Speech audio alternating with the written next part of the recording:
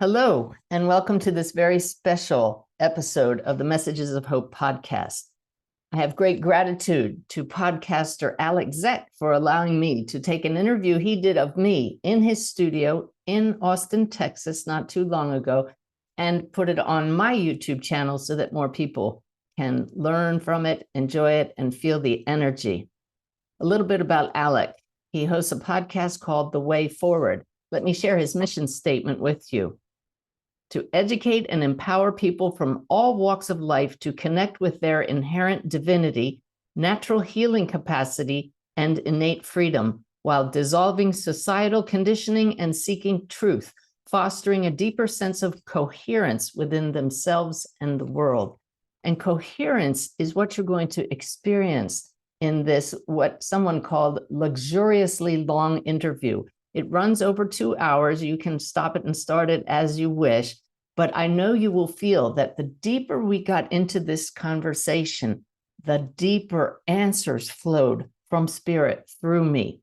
As Alec and I came into a coherent state, you will feel yourself drawn into that coherence, as did the several people who were off stage in the background, listening and experiencing this rarefied energy as the two of us chatted for that long period of time.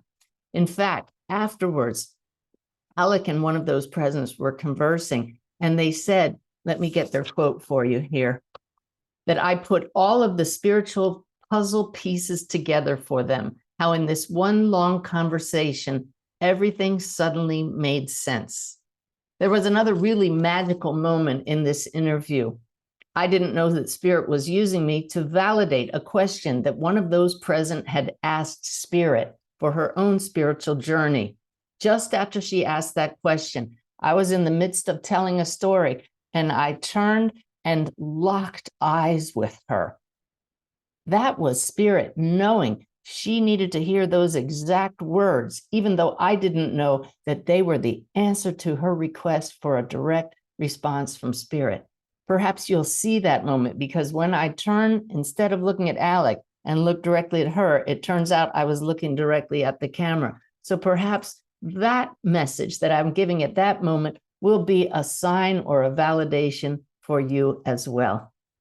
I know that you'll learn a lot from this interview. Perhaps you'll hear some stories I've told before, some that you may not have ever heard me tell, but I hope that you get caught up in the flow of spirit and experience that coherence and be changed forever by it. Enjoy. In the show notes, Suzanne, thank you so much for being here. Great to be here. Thanks for having me. Yeah, so we have something in common in that we were both once in the military. And I look back, like, for me, I've only been out for 3 years, a little over 3 years, 3.5 years.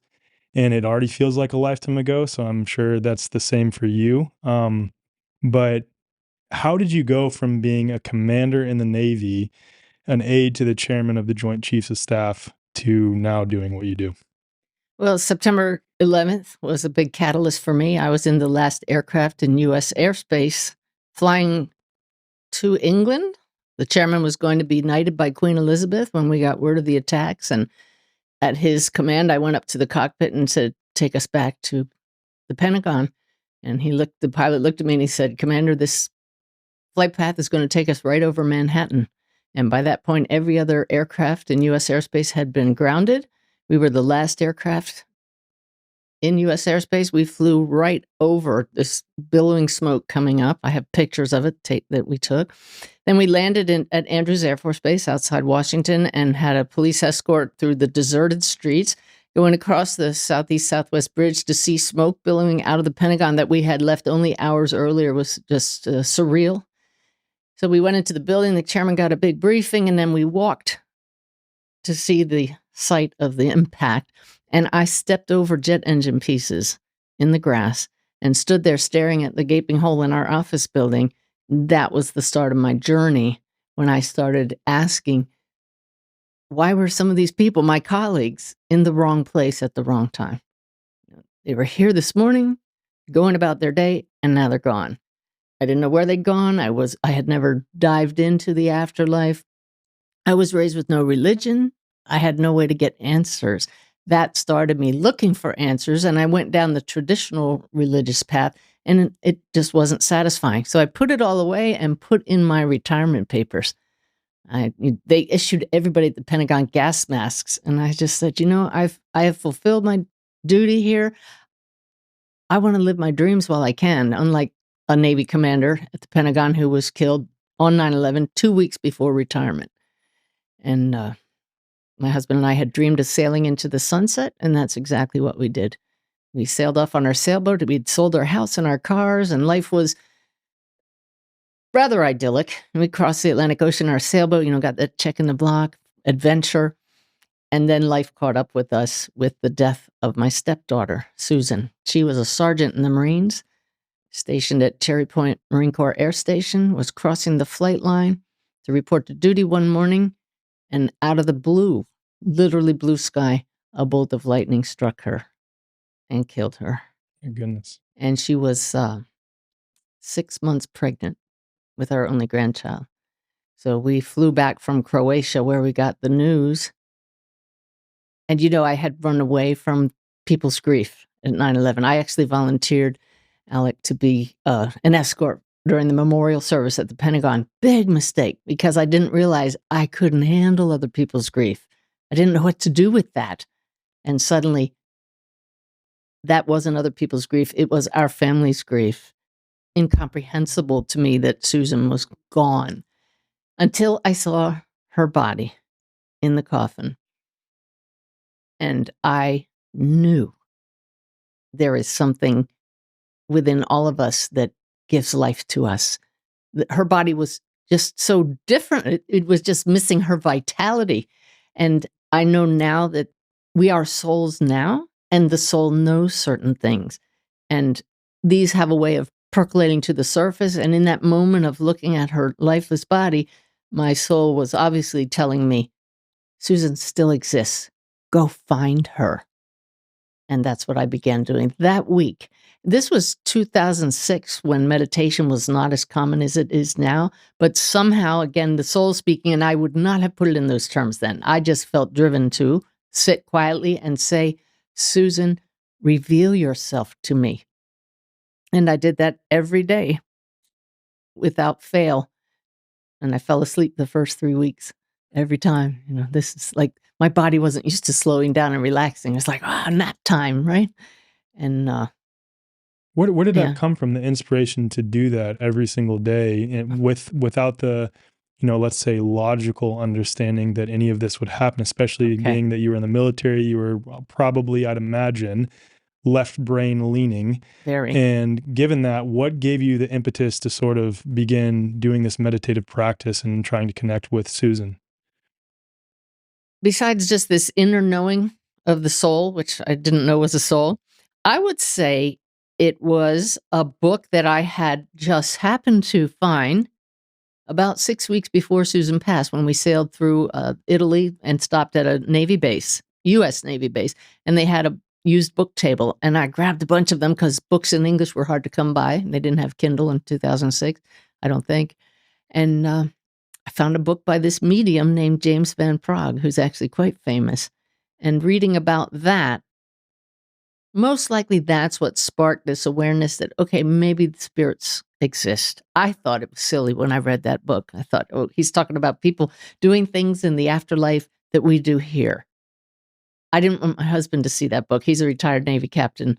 And I thought, he's going to think I've lost my mind if I'm reading a book like this. So I made sure he didn't see it. But when she died and I saw her body, I'm sure now that that book triggered something in me that, okay, if there are these people called mediums who can connect with people who have died, then why can't I? Yeah. Well, okay. And so what was your first experience of connecting with someone? Was it with Susan?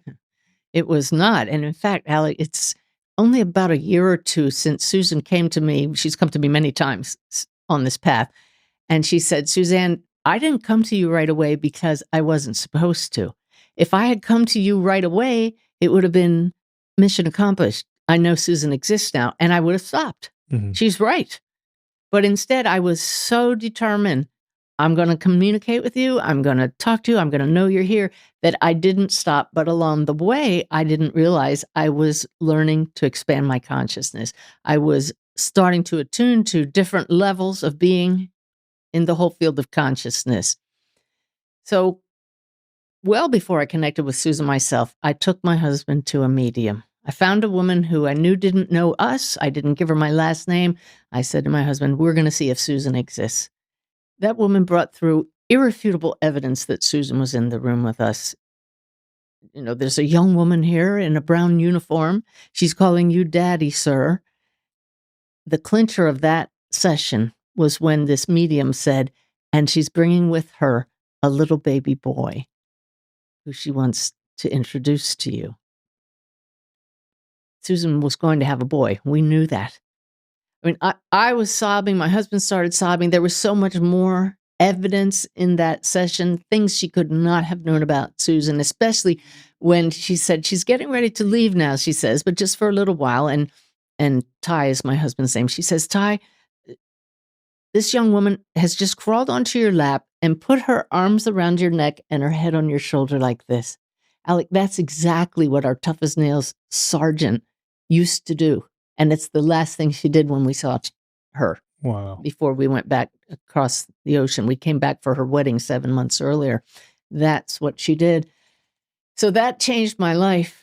And I had already written several books at that point. And I said, I am going to write a book about mediumship and tell people this is real. Because my military mind would have just dismissed that.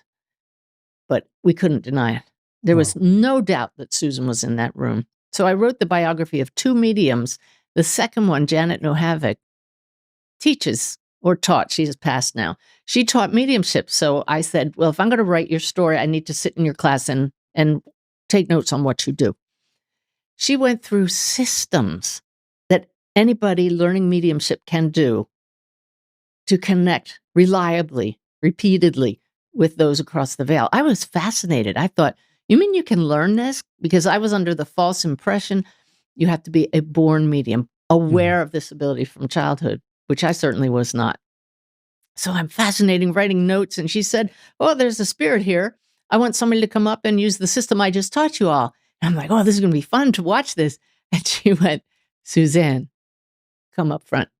Wow. Now, you know, with your military background, if somebody tells you to come up there, you're not going to say, oh, no, I can't do it. It's called being voluntold. Like, there's no such thing as volunteering. You're just voluntold. But yeah. Yeah. And can do, right? We're going to do, okay, right. Sure. I think she's going to, put me on the spot, and I wish the hole would open up in the floor, but okay. But that was 2 years into my meditation journey, 2 years of daily meditation looking for Susan. Still hadn't connected with her, but I was starting to get guidance, insights, have a bit of psychic ability unfold. I would know things about people with no explanation of how. So when Janet called me to the front of the room and I stood there, I didn't feel any presence, but I knew she did. And I know she was very ethical, and she wouldn't have said there's a spirit here if she hadn't sensed it herself. So trusting her, and I knew she wouldn't call me to the front if she didn't think I could get something. She said, all right, male or female? And I said, male. She said, what kind of work did he do? And my mind is just rebelling, saying, how could I know this? And I just closed my eyes for a moment, asked the question, and I said, I hear engineer. How old was he? 70. What did he die from? She said. This was this whole list of evidence she had told us that we would be able to get. And I said, well, I hear cancer. And Janet says, anybody in the group take that? And this woman's hand shot up, and she said, my father was an engineer. He died at age 70 of cancer. Wow. Now, my mind is saying, what are the chances of that? I'm trying to do the math, the statistics, because I feel like I'm pulling data out of the air. I didn't feel a presence. And Janet gave the greatest gift ever. She said, yeah, and his birthday, he's telling me, was March 31st, and he had a baseball cap collection. And I thought, wait, you mean there really is somebody here? Because she can sense that. And the girl goes, yeah, that's right. And Janet said, okay, Suzanne, get some more.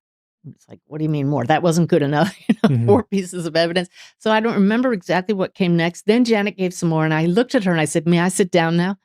And she said, no, just push yourself a little more.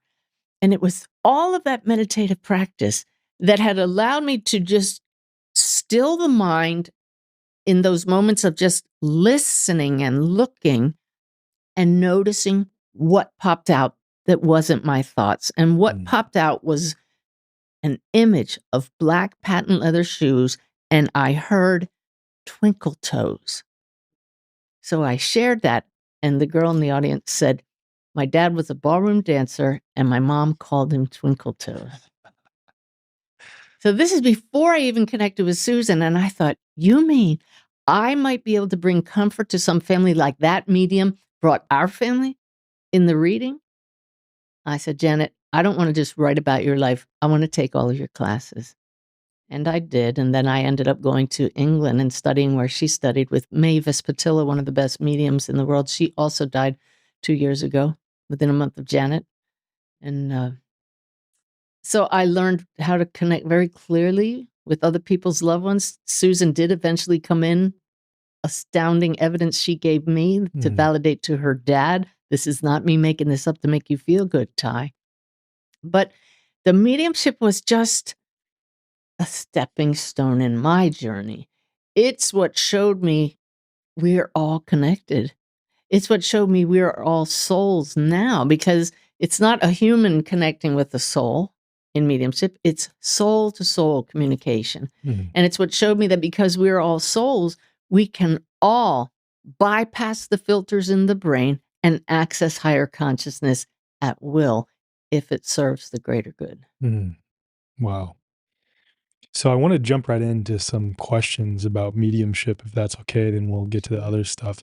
And I want to say, on your comment that you had previously thought that you had to have sort of been born with this ability, I know 2 different sets of kids, that 2 of my friends, it's their kids, that have the ability to read blindfolded, and I've seen it happen myself. I've filmed it myself. I even put a piece of paper over my phone while they had the blindfold on, pulled up random messages on my phone.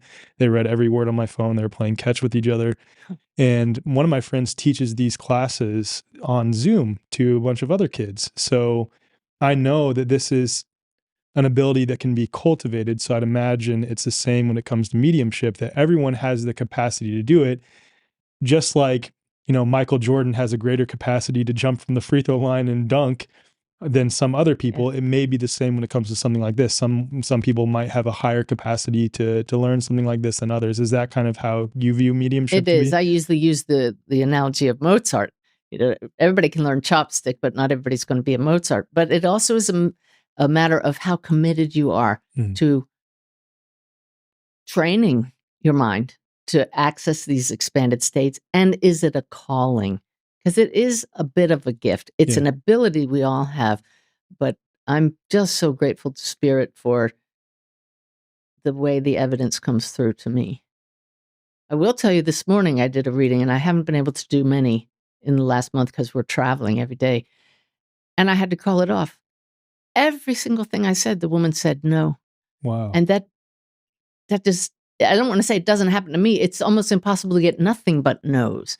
And suddenly I have a guide in Spirit who helps me, and she was doing this, like a wave off. She said, call it off and reschedule. There's too much chaos in the air. I was just about to ask that, if there was too much chaos in the ether, given everything that was going on yesterday. Yeah, and that is hilarious. There have been other times when I've had to call off a reading, and I've learned not to blame myself or the client. We just don't know.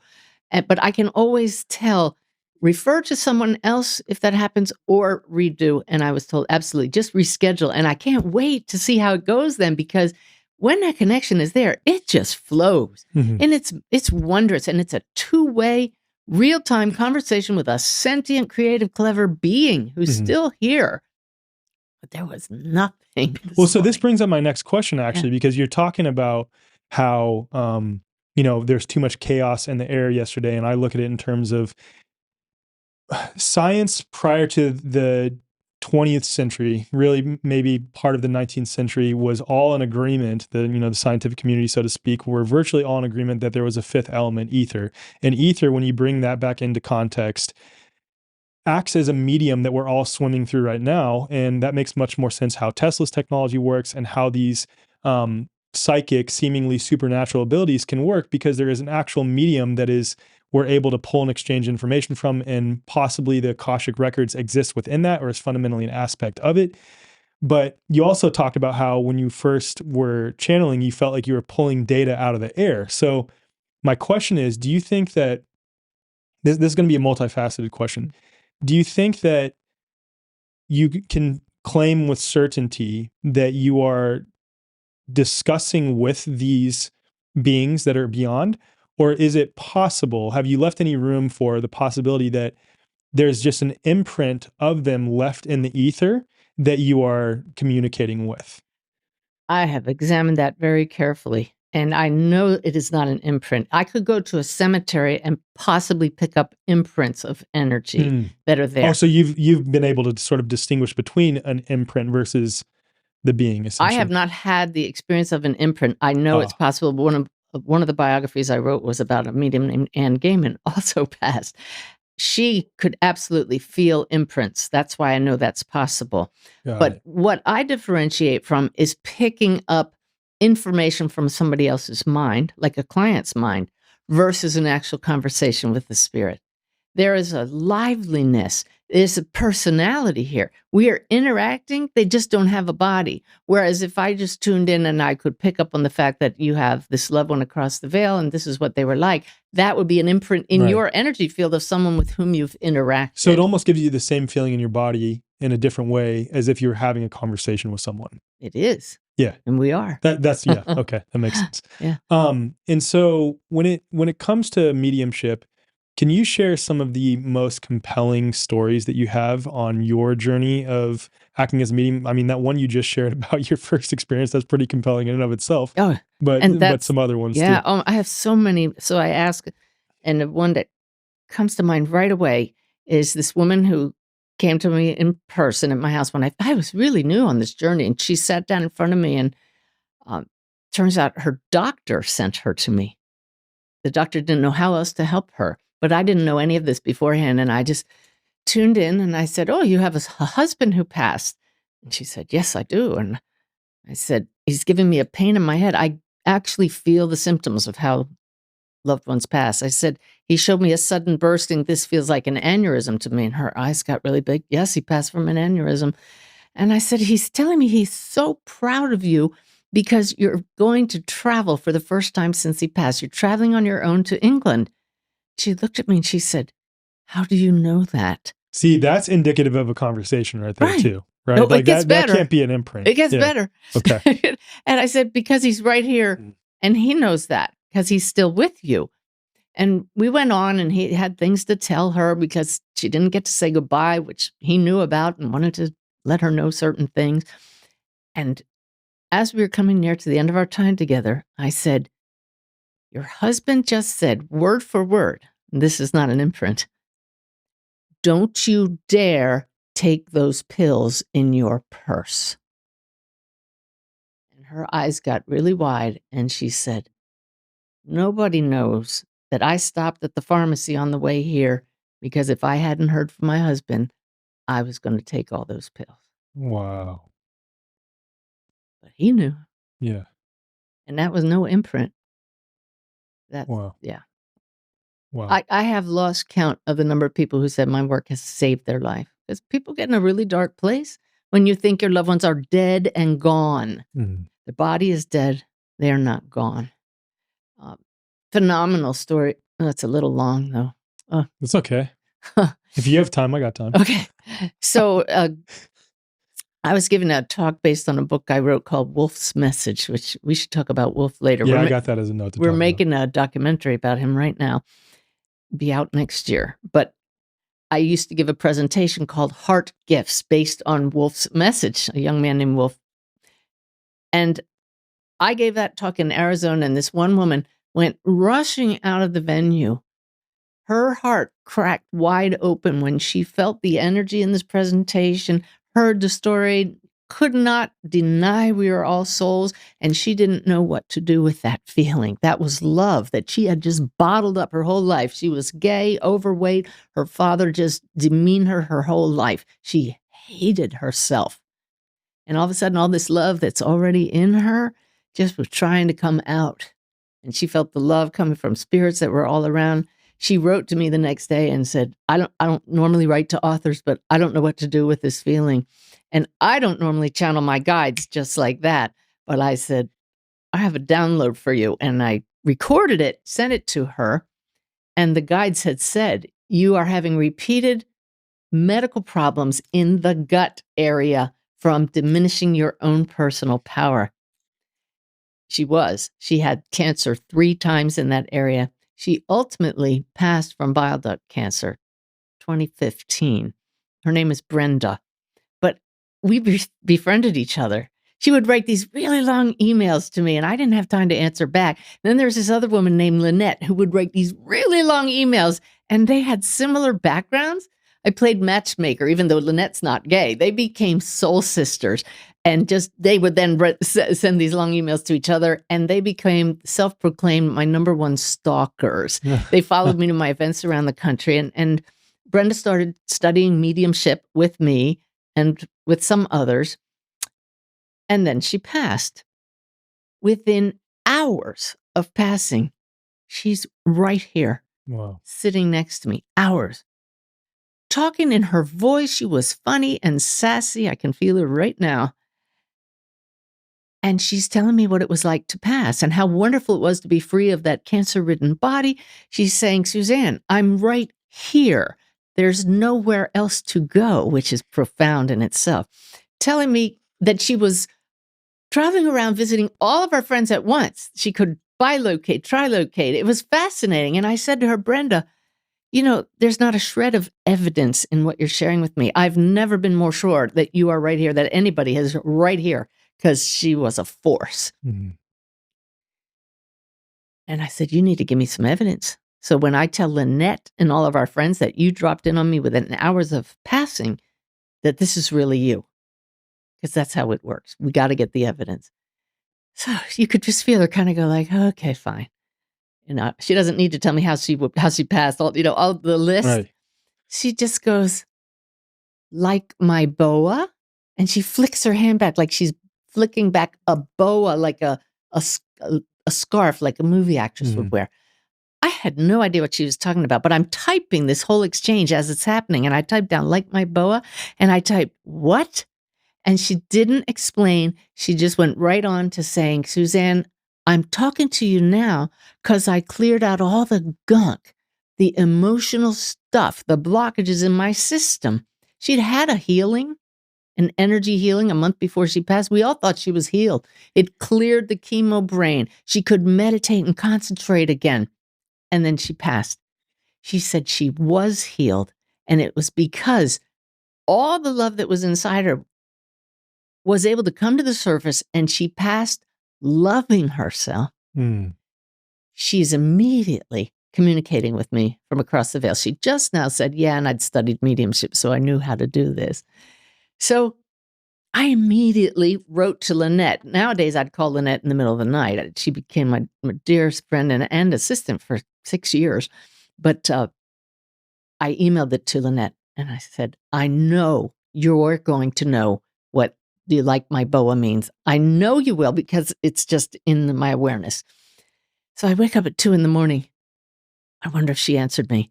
And I get my email at my phone. My husband's sleeping next to me. And I look, and there's an email back from Lynette. It starts out, OMG. She said, you don't know, but Brenda and I talked for hours before she died. Every day. What's the afterlife going to be like? What's it going to be like to die?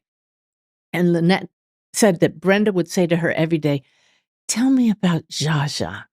It was this story. It's like a kid saying to their parent, tell me this story again, Mom or Dad. She would say, tell me about Jaja, Lynette. And the story is, this is pretty profound, so bear with me. Lynette was 7 years old, growing up in Oklahoma, and her parents took her to New York City.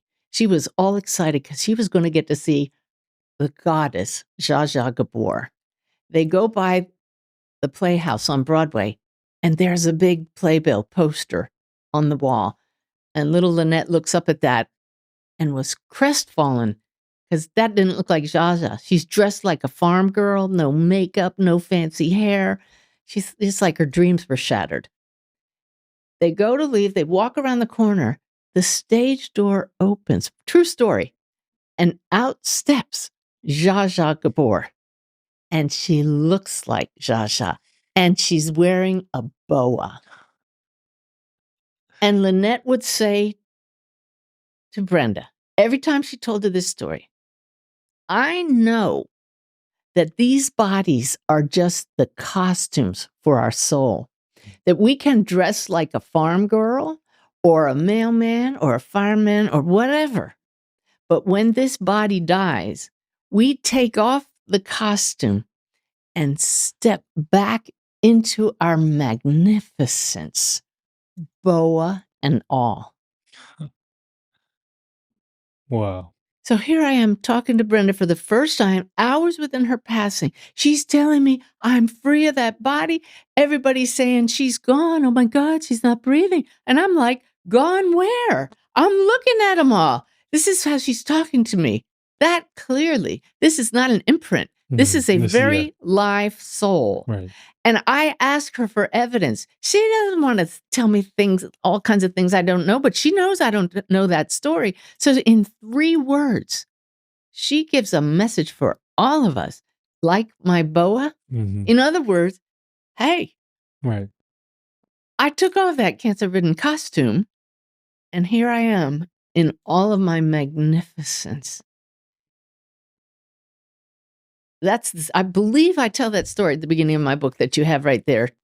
So I hate to spoil that story, but it's the bottom line for all of us. Mm.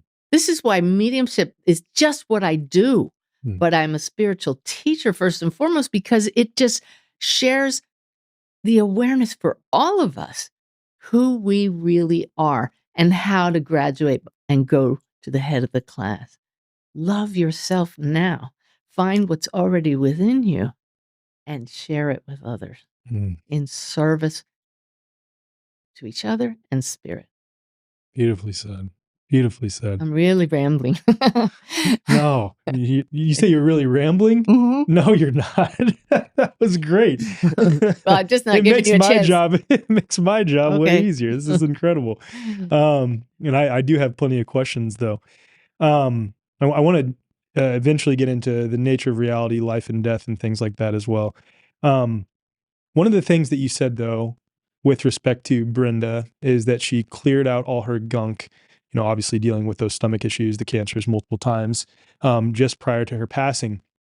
But a lot of us, and I would imagine a lot of listeners and viewers of this podcast episode, have grown up with this idea that if we are not subscribing to a certain religious ideology, whatever it is, that we will spend our afterlife eternally suffering and things like this.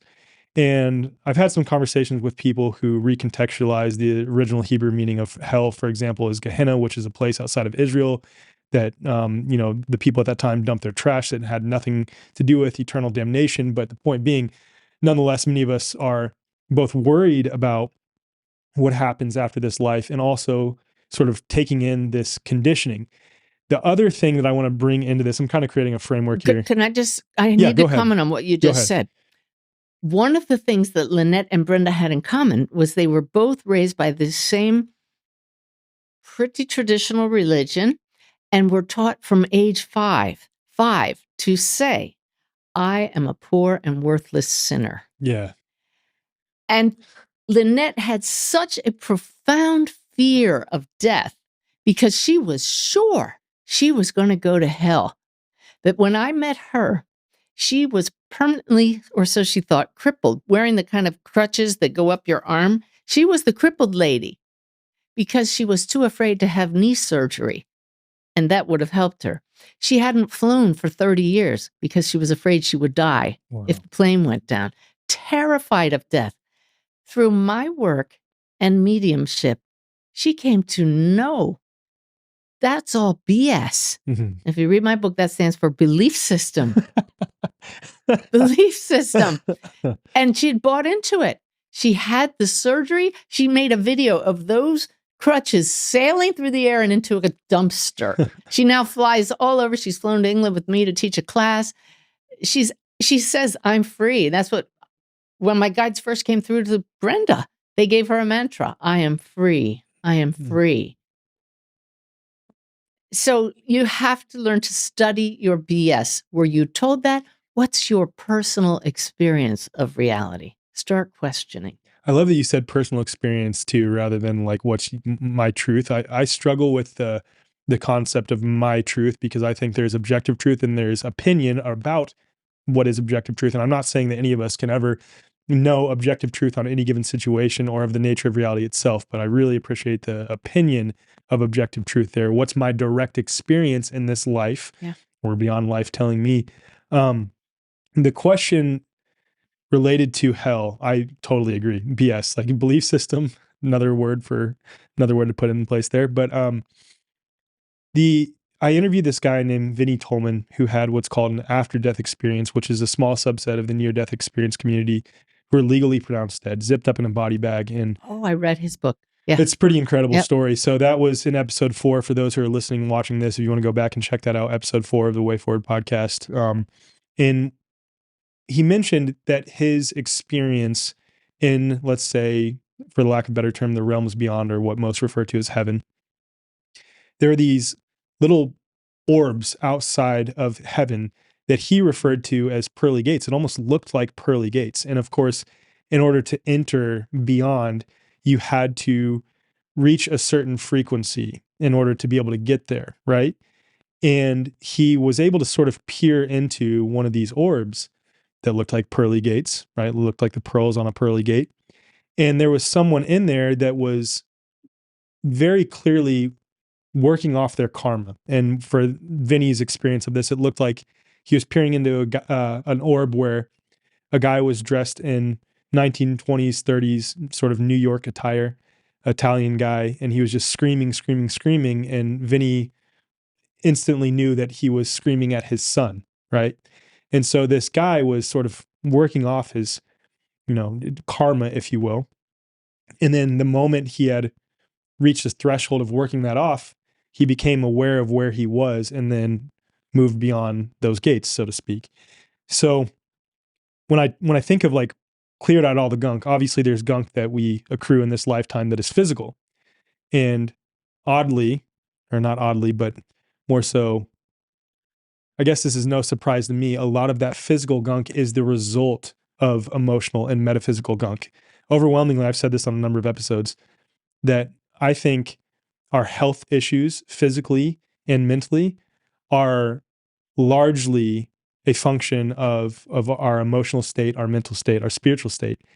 And so that's no surprise. But there's also this metaphysical clearing out of gunk that we may not reach in this lifetime. So is there some period, I know this is like very long, I'm just trying to give all the context. Is there some period in the afterlife where you do have to work off some sort of karmic debt in order to, come back to oneness with God? I know we're not ever separate from God, but that depends on what you have accomplished in this life. How the guides will ask you the moment you cross, what have you brought back? How much more love have you brought back than you went there with? I want to give you a quote from Brenda that first time she visited me. She said, Suzanne, every one of us is walking wounded. You can see the scars in the aura from up here. That's metaphorical. She said, the ones you work on, they look like little glowworms. Picture that, because we all have this light inside of us. That's the soul. That's our own inner light that never goes out.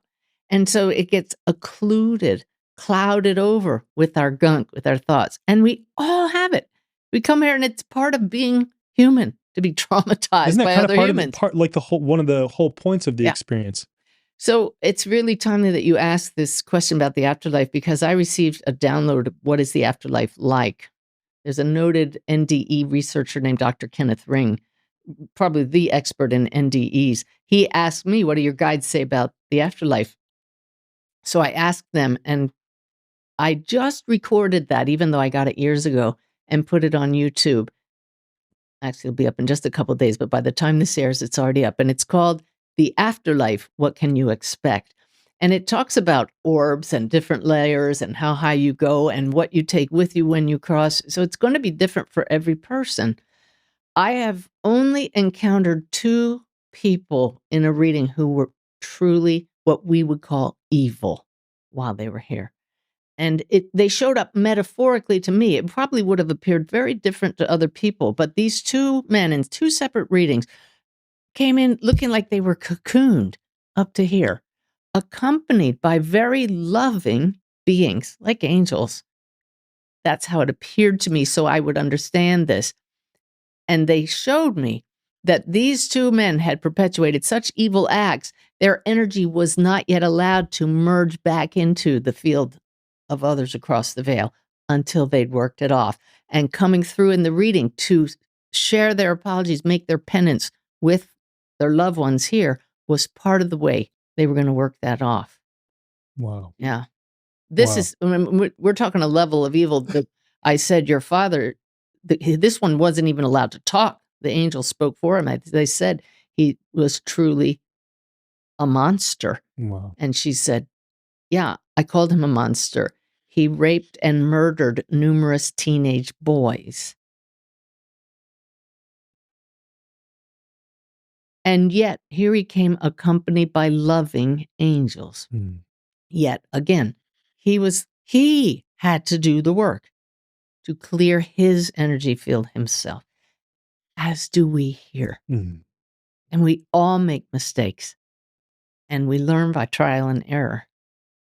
We got that light, that inner guidance system, that once you start paying attention and set the intention to clear out the gunk yourself, knowing it's going to make your experience much more pleasant here and in the hereafter, you start reaping the benefits of that.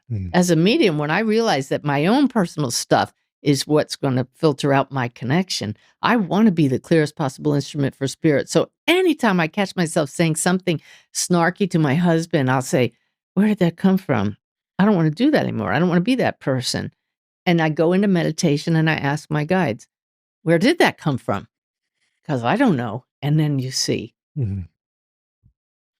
A question on the nature of evil itself. So there's a Native American concept, which I'm sure you've heard of, Watiko, that there's like I saw the book on the shelf over here by Paul Levy. Yeah. So there's like an essence of evil that is corrupting the minds of mankind. Let's call it a mind virus, right? According to Native American traditions, Paul Levy and others. And there are other words across cultures and civilizations and traditions to describe what that is. But with these individuals that you had come across that were sort of, for lack of a better term, fundamentally evil, it seems like.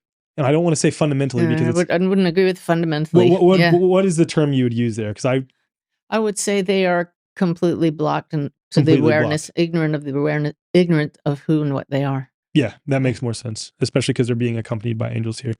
So this is a 2-part question. 1, do you think that those individuals had been corrupted in some way by this mind virus? I've come to the conclusion that trauma is largely past hurt people, and that cycle continues until someone breaks it and carries the burden of the weight of all the trauma of their lineage or what was impressed upon them, and then they work to resolve it. They do the hard work to do the introspection and reconnect with themselves to heal that trauma and uproot it. Is it that these individuals were corrupted by that, and is Watiko a fundamental nature of this realm that is necessary, or is it not necessary within this realm? Because we look at this human experience and it's like, I look at it as, and correct me if I'm wrong on this, we are here to experience the depth of darkness, pain within the individual context of our lives. Obviously, like some of us, that's going to be really, really dark, and some of us, there's a whole spectrum of this, but there's intention behind that. And for me, I look back on my own trauma, and I had a pretty rough upbringing. And I look at that and I'm like, I am legitimately grateful for it. I can honestly say that now. Could I have said that 4 or 5 years ago? Absolutely not.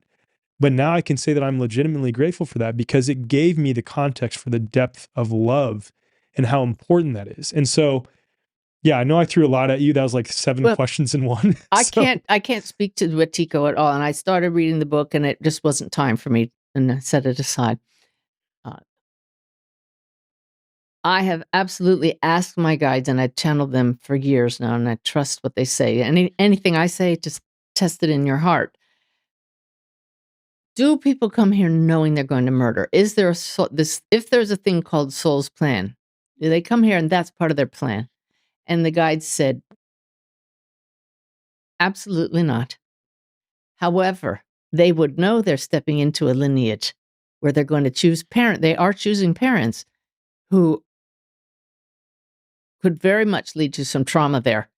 And it's like your guides and the soul as souls, they have this talk and say, okay, that's going to be a really huge challenge and an amazing opportunity to discover your light within despite those challenges. Yeah. Are you sure you're up to that? It's like, yeah, coach, put me in, right? And they just aren't. Mm. And they make choices that are not in alignment with the soul.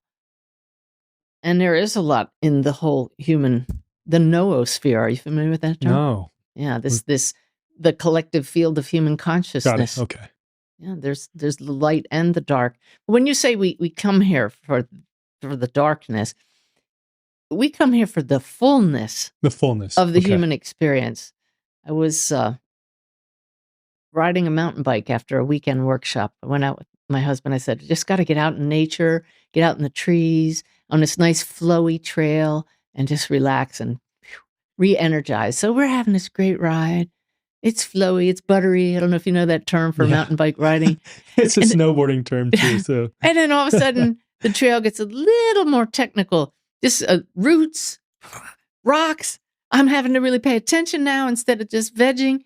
And I'm getting more and more irritated as we ride. And I finally said, this is supposed to be relaxing. I said this inside. And I hear this booming voice say, it's a mountain bike trail, for God's sake. And I started laughing. I was like, oh, yeah. And I signed up for this. It is the perfect analogy for life. You know, we come here and people want off the planet when it gets rough. Mm. But this is life in a human body, for God's sake.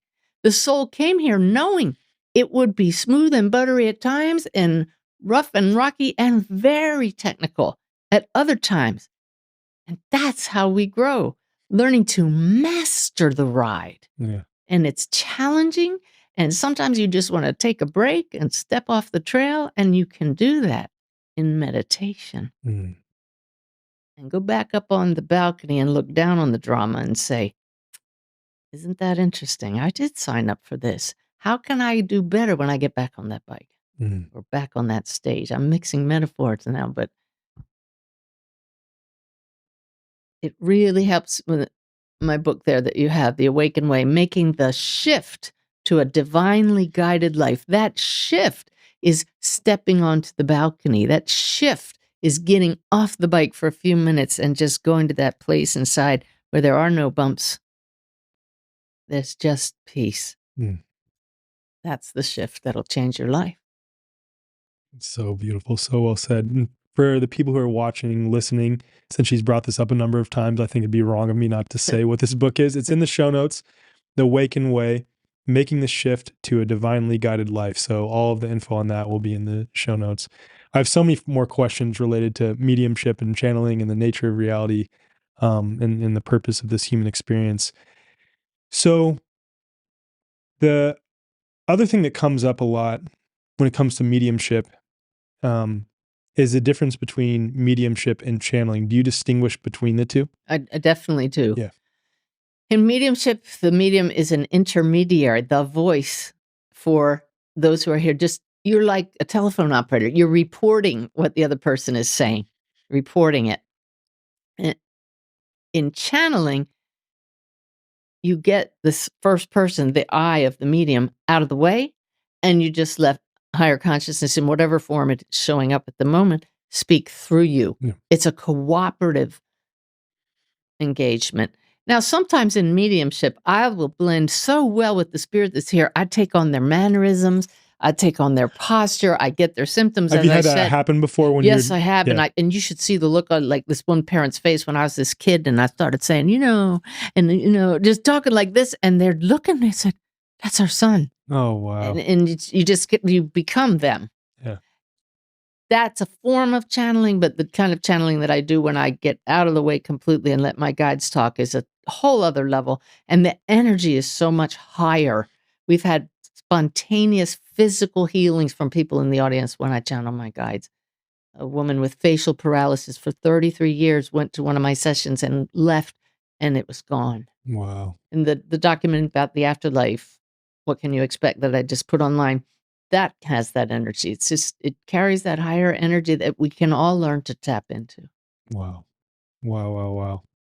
You talked about like your field merging with hers. And another thing you mentioned earlier with what Brenda had said about the scars in our field. It's so interesting. You and I were discussing this before.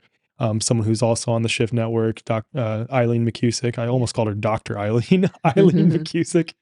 Eileen, if you watch or listen to this, you should give me some crap for that. Dr. Eileen McCusick. Eileen McCusick, who studies the human biofield and has developed what she calls the human biofield anatomy, which attaches specific, let's say, distortions in our biofield and correlates them with physical symptoms of illness. Or just, physical symptoms of distress in the human body, which is so interesting because you brought up how Brenda was discussing scars in the biofield, and it makes so much sense as it pertains to Eileen's work. And then in this case, you're discussing acting as a medium for someone, but if you are cultivating that intimacy with this spirit, this soul that you are acting as a medium for, it can almost slip into channeling because it's like their field is sort of merging and overlapping with yours. It's not almost, it is. That's what's happening. Yeah. Wow. We invite them to do that. And my students sometimes say, well, don't you worry about that? And we say, no, because you set the intention that only beings of the highest light can merge with you. That's what I was going to ask next. Those guys that were cocooned, they were over here. It's all kind of metaphorical because we're actually connecting beyond space and time. Mm-hmm. But that's how it appears so that we can make sense of it. And they were not merging with me. Mm-hmm. Yeah. So when it comes to channeling and mediumship, I know that, I've read several channeled texts, and I have, as of late, especially because there's a lot more people on social media claiming to be able to channel. And for me, I can only speak to my own experience. I tune into some of the things that they're saying, allegedly channeling, entities from the Galactic Federation of Light. Everyone seems to be channeling the Galactic Federation of Light, whatever that is, and a bunch of these other sources. And some of the information that's being conveyed, I'm like, that doesn't feel good here, first off. Right. And that doesn't sound legitimate. And I'm not denying any of... That's why we have to show discernment. Right. Yeah. With mediumship, with channeling, all of that. Yeah. That's why I ask for evidence when I communicate, even with my own guides. And that's why you, like Eileen, are probably two of the best people for this line of work that can seem to other people to be too, quote, woo-woo. The reason I bring that up is because Eileen came from a very left brain perspective, logic-based perspective too, and that sort of still informs the way you do things, because it's like, in order for me to know that this is legitimate, I would imagine you are tuning into your intuition, your heart. How does this sit with me as I'm listening to this individual saying these things? But also, like, does this logically make sense and balance out the two? Is that kind of how you approach this now when it comes to other people?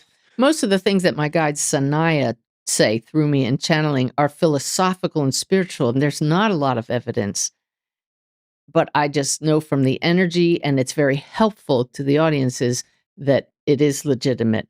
But I get daily messages from them. You mentioned in the bio that you read that I have an app, Awaken Way. The app is these daily messages that I get. And just the other day, I was feeling a little disconnected. And I said, in today's message, give me some kind of miracle. Give me something that's going to show me this is you, which is just ridiculous. I've been connecting to them for 15 years, but this is the way we humans. That's what happens with the human experience, though. It is. I mean, I've literally seen kids read blindfolded. Yeah. I've participated in a Qigong spoon bending class where 12 of 16 of us learned to bend a spoon. And even that, I still sometimes like slip back into the conditioning of this human experience. It's the programming in the brain. Yeah. So we recognize that, but my guides are very patient. All of our guides they'll work with us.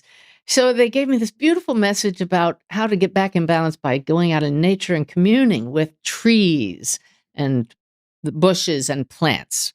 And I'm writing it as it comes in. And my normal process is to go straight from meditation. I email myself. I type it on my iPad, email myself the message, then I copy it and paste it into the app. And then I go on a copyright-free photo page. I ask the guides what search term for the perfect picture with this. And they said, search for ecology.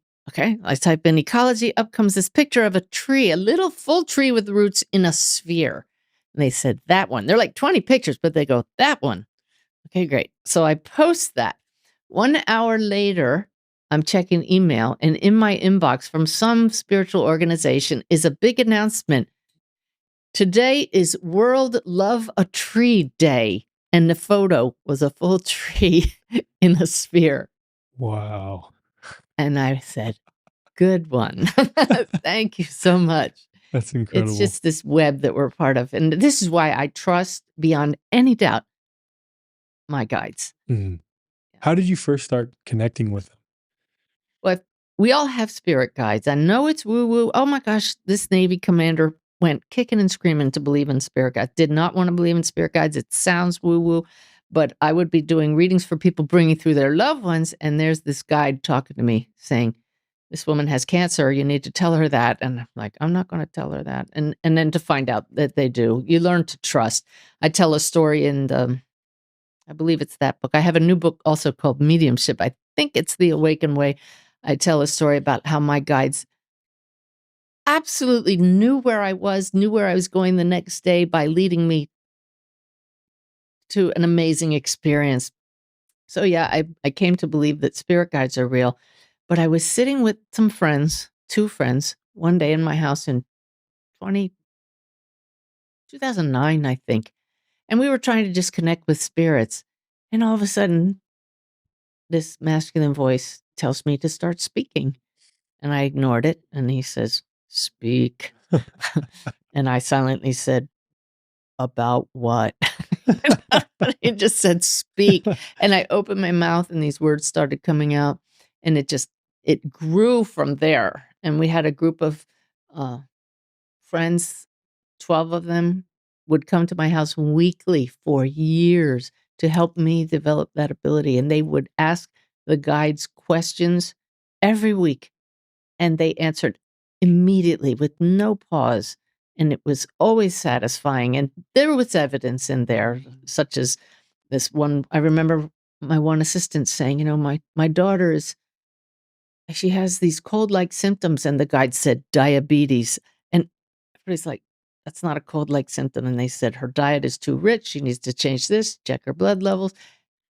Turns out that had nothing to do with the cold, but she went to the doctor and said, Mom, you're not going to believe this. I have diabetes. So every once in a while, they'll throw in little zingers like that to let us know, yeah, you need your evidence. We'll give it to you. But listen to the philosophy. It's all about love. Yeah. Wow. Wow. Wow. Wow. Wow. Yeah. I'm kind of jumping around here. I've like, you keep saying things that trigger a thought in my mind, and I have a whole list of things that I want to cover, and we'll eventually get to those. I want to be respectful of your time too, though. How are we doing on time, by the way? There's no time. Okay, so the other thing that you said, I think this was coming from Brenda as well, was that there's nowhere else to go. That stood out. There is only here. Yeah. Yeah. Well, what's so interesting with that is, without getting into the weeds on different Vedic traditions and other spiritual traditions across the earth, and on the different layers of reality and the different astral realms and things like this, even modern science, with all of its issues, acknowledges that we can only perceive 0.0035% of the available electromagnetic spectrum. So when we talk about our ancestors and those who have passed being all around us, you're taking that to mean quite literally there is only here and now. They're on this realm. And then that recontextualizes what Christ was talking about in the Bible of the kingdom of heaven is at hand. It's here right now. The kingdom of heaven is here. And you're pointing to your heart. So it all starts here within us, but also all around us right now. And that also brings up how God is in us and all around us right now here too. God is the field. This. Well, and that brings up the difference between pantheism and panentheism. And I've asked this on like every episode. And the answer that I always come to, it's like, it's both depending on the context of what you're looking at. You understand the difference between... we could really split hairs on that. But it's both and. Yeah, both and. Such a paradox. Because I'm like, my left brain takes that spiritual understanding and tries to wrestle with it so much on, is it pantheism that all is God? Or is it panentheism that God is this unique entity that we are inextricably linked to? Both and it's both. So let me give you the best example of what she meant by there's only here. Yeah. If we had a flat screen TV on the wall right here, and I turned it on, you're going to see people on the screen. Are they in the screen? No, they're not in the TV. What is that? That is a frequency, a signal being projected through an instrument. So would you agree that there are hundreds of TV channels right here, right now? Yeah. Yeah. Absolutely. So what happens if we reach up and we grab that TV and we smash it on the ground?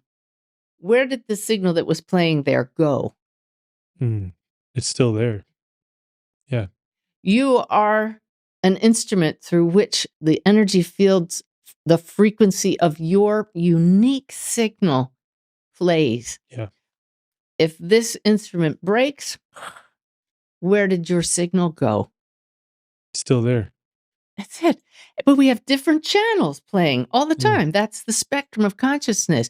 So when I want to connect with Brenda or anybody's loved one, even if I never met them, it's my belief that opens the ability and bypasses the filter. And it's my intention to connect with them. Even if I don't know the exact number of the channel, I don't have to know how the remote control works to get to that channel. I push the button and it happens.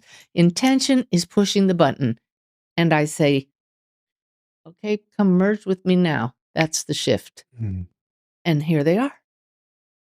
I don't see them all the time. I don't sense spirits all the time. I don't sense my guides all the time, but we're communicating a lot throughout the day. That's a different channel. But it's because it's all just interpenetrating in the one field of consciousness. So when we say the kingdom of heaven is within, and I point to the heart, picture a big web, like a spider's web. And the heart is your particular node where several strands come together. And everybody else is a strand, but that web has no end, no boundaries. It just is. That's the all that is. And all of us are the unique projections of that. And we tune in, we light up the strands. Do you know that a spider can tell what has landed in its web by tensioning the strands? They suddenly know, oh, that's a butterfly. I'm going to leave it there for a while. Oh, that's just a leaf. Forget that. So from our place in the web, we tension the strands, and like my lip just twitched. That's what happens when I tune into my guides. And we know what's happening with Aunt Margaret over there. And I tension the strands here, and there's Brenda. Because we're all part of the same web, different dimensions. Wow. It's so cool. It's so cool. Yeah. It's really cool because I'm tying together just in my mind all of these various other interviews and things that I'm interested in, discuss about a lot. And that's what that people who've taken my classes say, that because I've really dived into how it works and I want to make sure people grasp it, they say that I help them connect the dots and learn to do it themselves. Yeah. Amazing. Amazing. So the other thing you had mentioned a little bit, you didn't particularly use or specifically use the word subconscious, but I think that's what you're taking this to mean, or what you were meaning by saying this, that when you are either channeling or acting as a medium, that we all as individuals carry a lot of distortions and conditioning that is intentional, but that we are working through while we are harboring this meat suit, this flesh suit, right? It's so with that, when you're acting as a medium or a channel, how do you know with certainty that you're not bringing in some of your own distortions in the message? You take it for granted that you are. Mm. You know that it has to go through your filters. When I brought through those two men who had done such horrible things, that was years into my journey as a mediumship, because I realized if I can't imagine the horrible things that people will do to each other, I won't pick it up. Yeah. And I was raised in a functional family. I had very conditional love from my mother. We've worked on that after she passed, but there was no abuse. And so I've really learned by doing readings, but slowly, like I'll get bits and pieces of how somebody passed. And then I'll finally say to someone, like, I can see your daughter was in a car, but then there's something about a gun. I know this is very sudden. And I said, I'm just not getting how she passed. And the mother will say, well, yes, she was in a car with her boyfriend and he shot her. And I said, because my filters block that. So I also know that I will not have had the same experiences that the spirits I'm bringing through have had. Oh, right. They want me to share one of my favorite stories. Share it, It's just please. a riot. Please. But I want to finish this thought. Okay.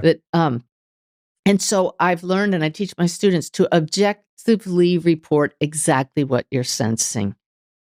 So, quick story there. I reported to this woman, and do no harm is my number one rule. Don't say anything that's going to harm your client. But I said, your father in spirit is showing me you as a little girl, and he's taking you by the hand, and it appears like he's taking you into a closet. Now, a medium that is not careful might use their own experiences and say, you were sexually abused by your father. Now you have just done harm to your client, Right. and you can't be sure of that. I reported it objectively, and the client went, oh, yes, my father was an amateur photographer, and he used to take me in the darkroom and let me watch his film develop. Mm. And you see the potential there. There's such potential for healing, but there's also potential for doing harm. So when I teach, I am just so careful to let people know, report objectively, make no assumptions, recognize it's going to go through your filters. Mm-hmm. Just let the spirit speak through you. But the funny story about our own experiences was I was doing a reading for a woman and had a good connection with her son. And I said, yeah, he took his own life, he shows me, but he says he's surrounded by love, he's doing well. She's confirming all of these things. I remember in that reading, he says, your son is saying, there's a lift about you. You're looking really good, like you have a lift. And she said, yes, well, since he passed, I had a facelift. And I said, well, he knows about that. And then he suddenly flashed in my mind a conversation that had come up at a dinner party at our house the night before. This shows me how clever the spirits are. They're ready for the reading the next day. They're hanging around with me, but I don't know it, because at the dinner table the night before, we were talking about the movie A Fish Called Wanda. And we were talking about this scene in the movie where the star puts a goldfish in his mouth, and you can see the goldfish's tail flapping out of the mouth. And we were all laughing about this. And this retired 3-star admiral at the table says, oh, I've eaten live goldfish. And we all just looked at him. We had this big, ew, discussion. So in that reading, that young man showed me, clear as day, a little fish tail coming out of the mouth. See, they take things that are in our conscious mind. Very clever. And I said, your son is showing me that he ate goldfish. And she said, oh, yes, I kept him supplied. He loved them. I said, you kept your son supplied in goldfish? She said, yes. And I said, I like to share evidence in my teaching. This is off the charts. Do you mind if I share this? She said, no, go ahead. So the reading is over. I go on Facebook. I said, y'all aren't going to believe this. I just had this kid show me that he used to eat goldfish and his mother said she kept him supplied. The comments started flooding in, and then way down the list is this comment. Do you think he could have meant the crackers? And I thought, oh my God, I got to ask his mom. So I email her, did he mean the crackers? And she writes back, well, of course. That is not an imprint. No, absolutely That not. is a soul still playing the role of the son. That's important. Who is very creative, very humorous, and right here. And tapping into a conversation I had the night before. I haven't eaten a whole lot of goldfish crackers. That would be hard for him to create energetically in my consciousness. But if he takes a recent conversation and knows it's going to be funny, that's how it works. You discussed still playing the role of son. I want to go back to, so my son, I consider to be, let's say, less conditioned, incredibly tapped in. For example, my wife's pregnant right now, and we found out that my wife was pregnant. We weren't trying, not at all. And my son just walked up to her in the kitchen and said, Mom, you're pregnant. 3 days before she would have missed, or, she did miss her period. And then 3 days later after that, we tested and of course pregnant. And how old is your son? He's 7. He just turned 7. And we have a whole list of things that he's said that we want to turn into a coffee table book because it's incredible. And one of them, he was talking about like what might happen after he leaves his physical body. And he's like, when I die, I'm either going to go back up to heaven or I'm just going to stay here or I'm going to go into another body. I don't know. We'll see what happens. So we talk about still playing the role of the son. And there are some people who talk about how there's a higher self that we have that is fundamentally an aspect of us. And again, it's so weird with language because it's all individuations of the whole to begin with anyway, but individuations of individuations of individuations. So we have the higher self that then, for lack of a better term, modulates itself in an infinite number of unique ways. And one of which, in this case, is this individual playing the role of the son, appearing to his mother, right? Yep. Through you as the medium. Yep. And so I don't even know how to contextualize this question. It's like, how does that fit in with reincarnation? Okay. Does that soul end up going back? We have really examined this. I've asked the guides over and over again. And I want to assure people who have loved ones who have passed that their loved one is very likely still continuing their role across the veil. I have lots of examples of people giving me evidential examples of what they're doing across the veil that jibe with what they like to do while they were here. So it's not like that son just materialized for the reading. Right. But when you talk about a higher self, I used to picture here's my body, here's my energy field, and the higher self is right here. But now I see it more like a giant soul field and then the Suzanne story field within it. Got it. So picture and that's for the individuation still though, right? So it's like concentric rings of fields essentially. Right. Makes a lot of sense because that's how Eileen describes it too. Working out in the gym on a machine once, and there was a wall of mirrors in front of me and a wall of mirrors behind, and I could see a whole bunch of me. Yeah. And the guide said, "Now you're getting a little closer to what it's like." Wow. And so when the soul decides to incarnate, that sphere within a sphere can remain. Yeah. And it's just another sphere created. Yeah. That makes a lot of sense. And it's all happening at the same time outside of time. Yeah. That's the part that is really hard to understand. But, yeah. It's interesting too, because Vinny, who I mentioned earlier, had that after-death experience. And then also my mentor, Dr. Edith, who had an experience doing Qigong where she burst into 1,000,000 points of light.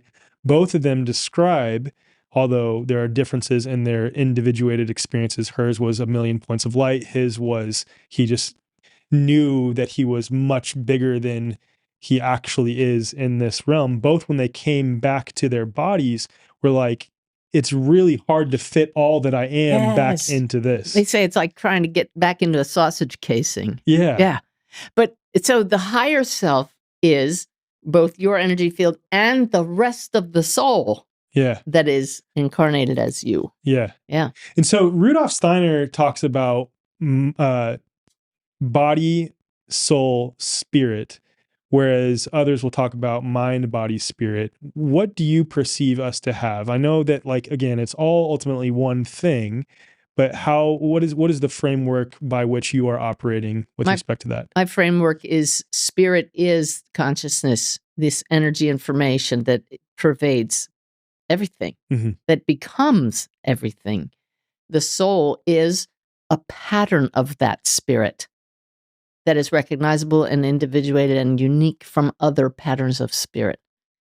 Mind is a container within that pattern for the contents of experience.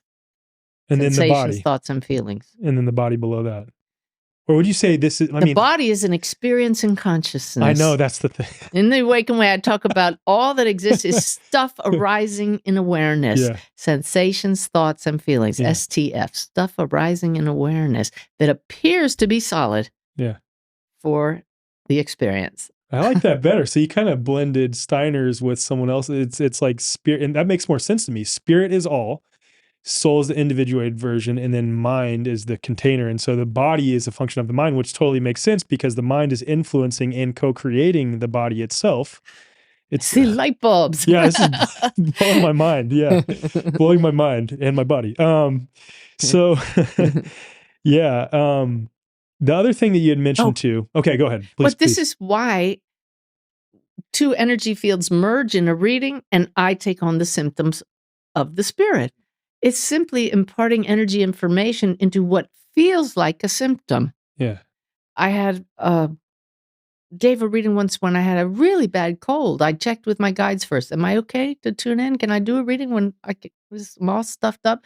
They said, do the reading. In that reading, this man in spirit came through and he showed me a trunk in an attic that I knew my client would recognize. I knew she'd been in it recently. It opened up in my mind's eye and I smelled mold and mildew. It was as real as if that trunk had been opened in front of me.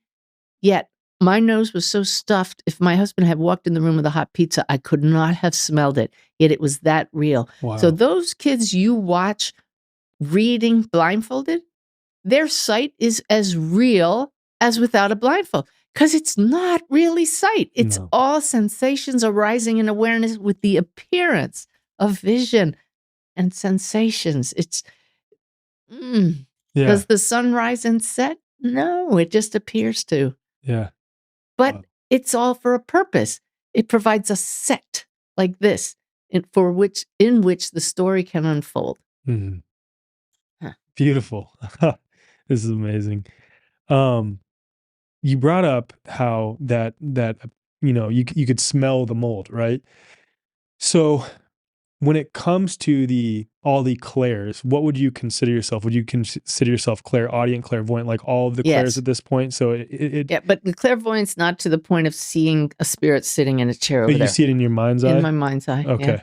Okay. I can't describe their faces generally, not yet. I'm hoping that comes, but I'll see images like the fish tail and you see all that in your mind's eye. Yes. Okay.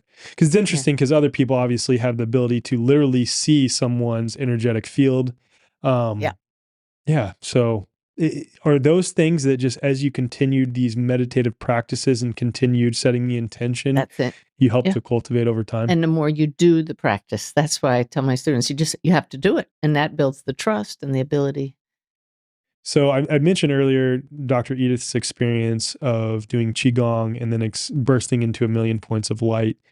And then there are other people who, of course, consume, like maybe they sit in an ayahuasca ceremony or they do Bufo or something like this in order to have this sort of transcendental experience of oneness. And then there's the phenomena of astral projection and then remote viewing. Where do all of those things kind of fit into I guess, the journey of experiencing or piercing the veil? Do you perceive those things to be actual, genuine experiences of piercing the veil? To me, the veil is the brain's filter. When you no longer have a brain, you cross the veil. Oh, wow. And here's the astral realm, right? And so in medium, just I've never used the term pierces the veil, but bypasses the brain's filters to access the other frequencies that are already here. So everything you described there are adventures in consciousness. Depends on what intention you set, or by grace, what experience you're given by spirit for your own growth. I've had some wild experiences and communicated with mythological beings Wow. with evidence. And one of them said to me, anything that can be created in consciousness is real and can provide healing, information, energy, wisdom, and growth. Stop questioning what is real. Because I said to him, there's a video on my YouTube channel called "She Spoke to a Norse God." This is when the god Odin shows up. I'd never studied Odin, and he gave me all kinds of information about him. I flew a flying horse. I literally went, ow, as I had a piercing pain in my side. And it turns out that Odin was pierced by a spear in his left side, flew a flying horse. All of this I find online afterwards. So I went back into meditation, set the intention to connect with him again, because he just dropped in on me unexpectedly in one of my adventures in consciousness. No drugs. I've never used any plant medicine or anything. It's all meditation, expanded states of consciousness. I said, Odin, I have some questions. Please come back. And I feel him and I sense him again. I saw him. He looked like Moses. I saw the long hair, the grizzly old wrinkled face. And that's what the depictions of him online look like. Mm-hmm. And I said, are you real? And he said, as real as you are, but not human. Mm-hmm.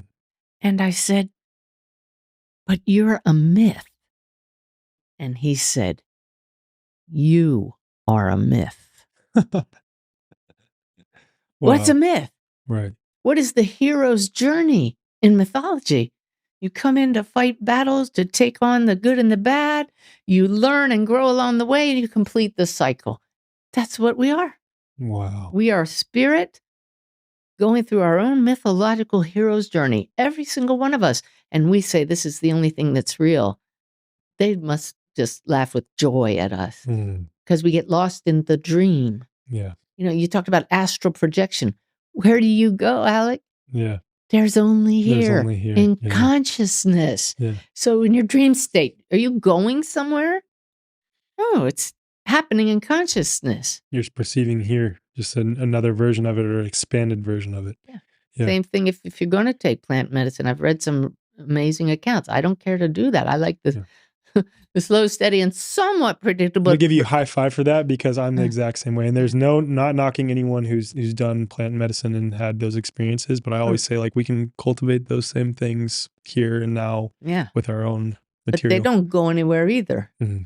It all unfolds here. Mm-hmm. Yeah. Wow. On that note, with you bringing up Odin and thought sort of creating experience, and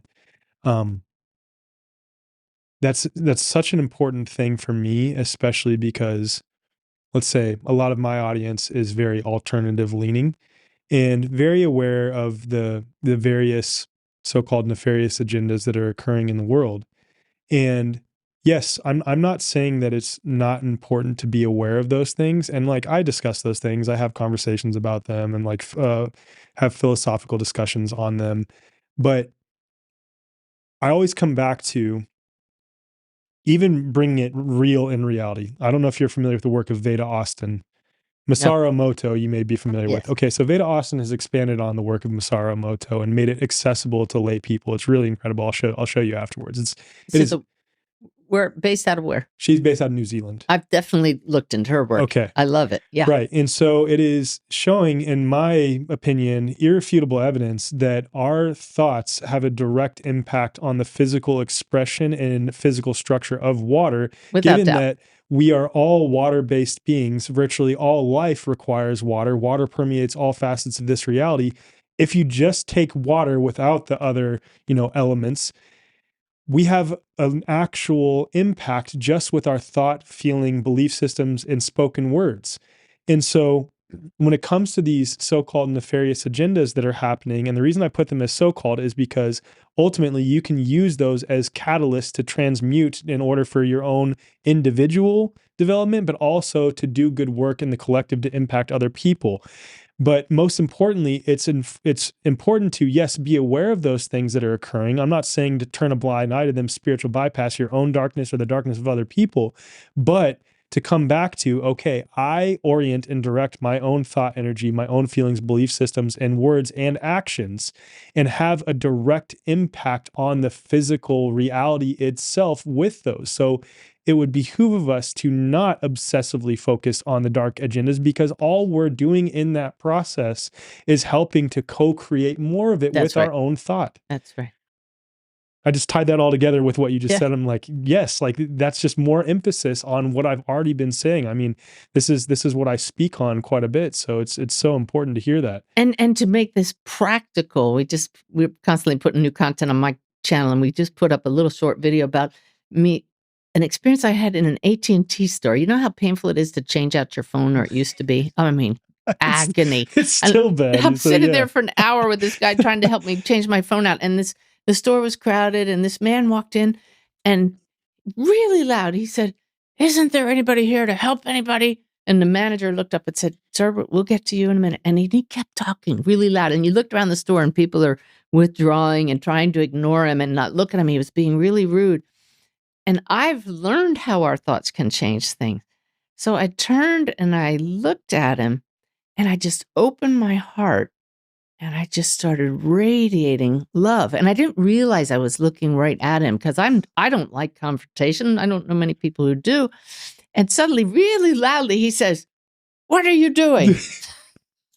That's what I was going to guess. Like you didn't even have the wherewithal to realize you're just staring at him. He's like, "Damn, what the?" And then, you can probably feel that. So everybody in the store now is listening, right? Yeah. And I said, "I'm sending you love." And he said, "What?" And I said, "I'm sending you love." And he said, "I don't need love." And I said, "Everybody does." And then I went back, because I was like, now I'm outside of the comfort zone. I was in soul awareness, but I went back to the guy dealing with my phone, and I looked up and he's gone. And I looked at the manager and I said, "What happened?" She said, "He just went fleeing out of here." She said, "What did you do? I need to try that."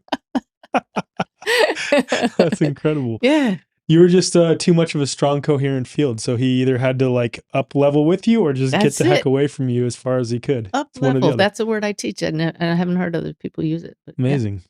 Probably just popped in because I'm literally sitting in your field right now. Yeah, there you go. Yeah. Okay, so another thing that I wanted to talk about is what happens to those who pass that are beyond the veil. And I want to bring in some additional context too.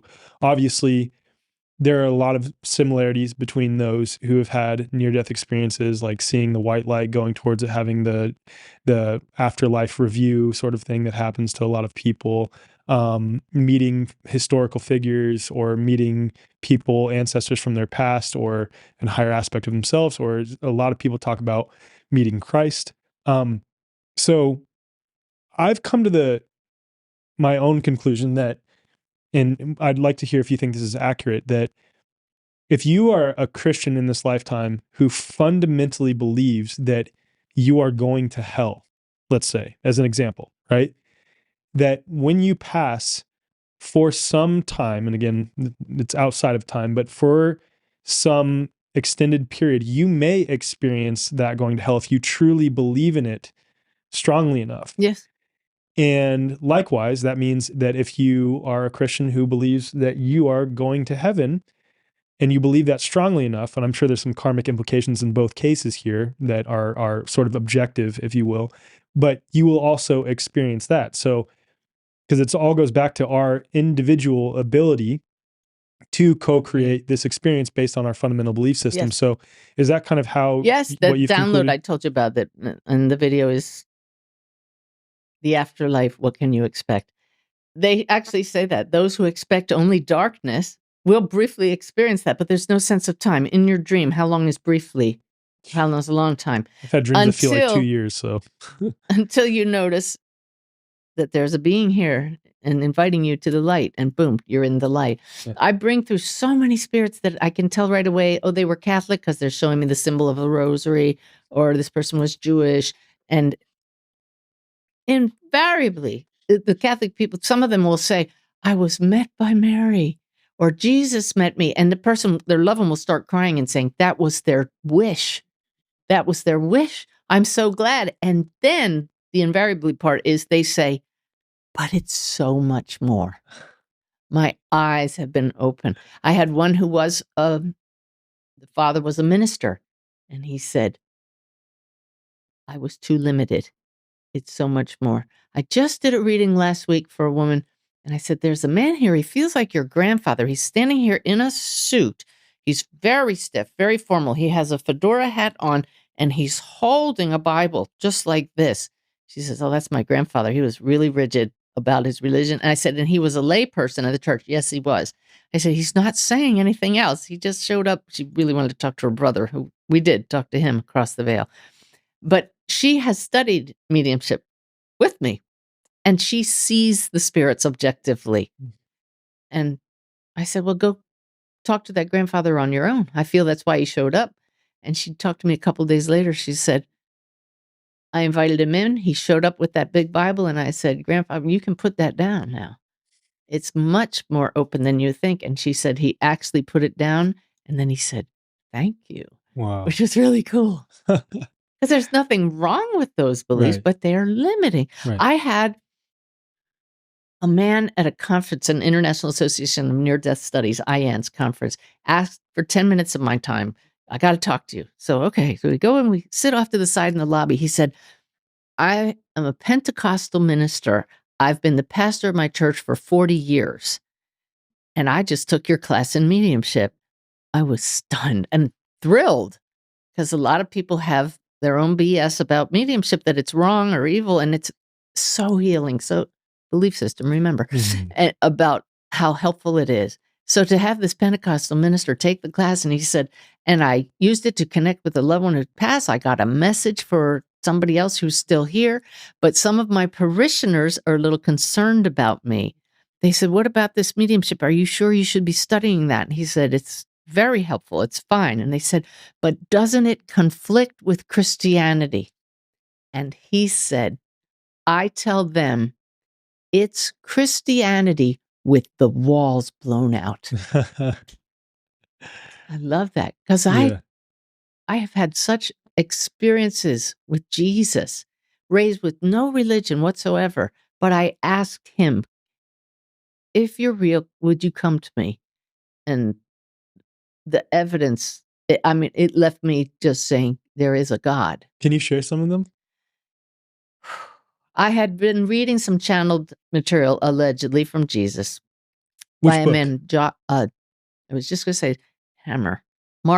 John Mark Hammer. Have you ever read A Course in Miracles? Oh, yes, Okay. of course. Okay. Cool. But this was much easier reading than A Course in Miracles. Course in Miracles is tough to digest. Yep. Yeah.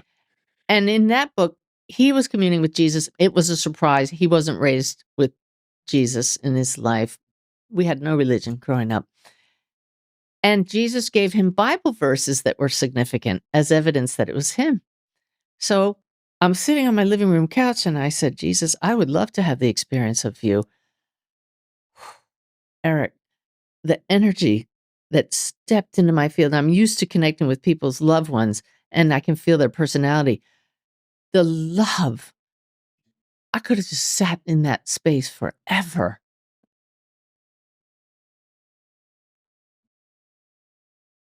I just heard, you already are. We already are sitting in that space forever. And I said, I know this is you, but not as this man in a limited form, but as the Christ consciousness. can you give me a Bible verse that's significant? Because I don't know the Bible at all. Just, but you hear John, Mark, Luke. I mean, I just could say some names.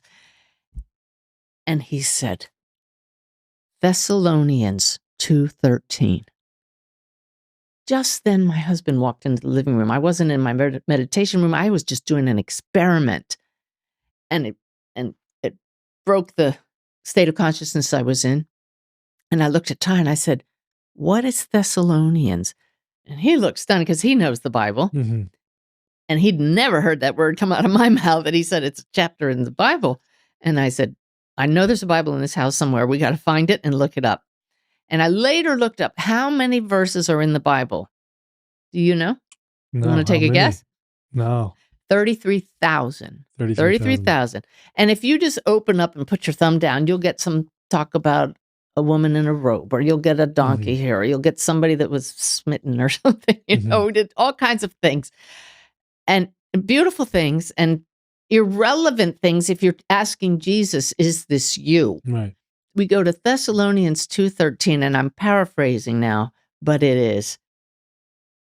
The things of the Spirit are foolishness to man who doesn't believe. But to the man who believes, they are the word of God. Wow. So the next day, I went into meditation and I said, I want to feel you again. Would you step in? Boom. And without asking for any evidence, he said, Corinthians 2:14. 1 Corinthians. I didn't know there were two. I didn't even know what Corinthians is. And I look it up, and it is almost the identical message as Thessalonians 2:13. So then the next time I channeled for my weekly group, he dropped in, and I spoke as him. He spoke through me. And the people around me, we had a guest that day, and I was stunned that that would even happen when we had a guest visitor for the group of 12 that normally sat with me. And everybody was crying. Mm-hmm. They couldn't deny the energy, and the message was so beautiful. So it was about 3 months later, my husband and I were going on a road trip to Key West. We're packing up the car, and the voice, I didn't know who it was, my guide said, get Joel Goldsmith's little book. Joel, do you know Joel Goldsmith? No. Great New Thought writer who's long passed. And I knew which book they meant. I'd read it about 5 years earlier, and I keep all my books. I have a big library at home, and I go running through the house, can't find it, and I hear, look again, can't find it. My husband's now in the car, waiting to go, tapping the steering wheel, and I said, I got to look one more time. There's a book I'm supposed to get, and this time I found it. Throw it in my bag, get in the car. We're going down the highway, and I hear, get out the book. I start leafing through. I'm a highlighter, right? So I'm looking at the highlighted parts. I don't know what I'm looking for, and I hear, start at the beginning, read every word. It's a little book. So I'm soon on page 27, and I read a phrase that sounds familiar to me, but there are no quotes around it. Goldsmith did not quote something he should have quoted. It was talking about people not believing the word of spirit when they hear it from God. And I turn the page, and there's another quote that's not in quotes. And it sounds very familiar. And my heart starts to pick up. And this was before we had smartphones and internet in the car. When we got where we were going, I get on the internet and I type in the words from Goldsmith's book, 2 pages apart, no quotes between them, not highlighted from 5 years ago. It was 1 Corinthians 2:14 and Thessalonians. Oh my goodness. 2:13. That's when I knew there is a God. And all the messages that Jesus said when he came to me is, do not worship me as the only God. The kingdom of heaven is within. Mm. It's a huge message for all of us. Christ consciousness is, as you know, when we come to know that all that is spirit, which is synonymous. Spirit is the spiritual word for God, which is the religious term for consciousness, which is the scientific term. Just depends on what word you use. Somebody asked Edison once, Mr. Edison, what is electricity? And he said, "Madam, electricity is. Use it." So you ask me, what is spirit? What is God? What is consciousness? It is here, here. Use it. Tap into it. Use it to radiate love to our world, to ask for guidance, to know you're not alone, to say, what if I'm part of this web?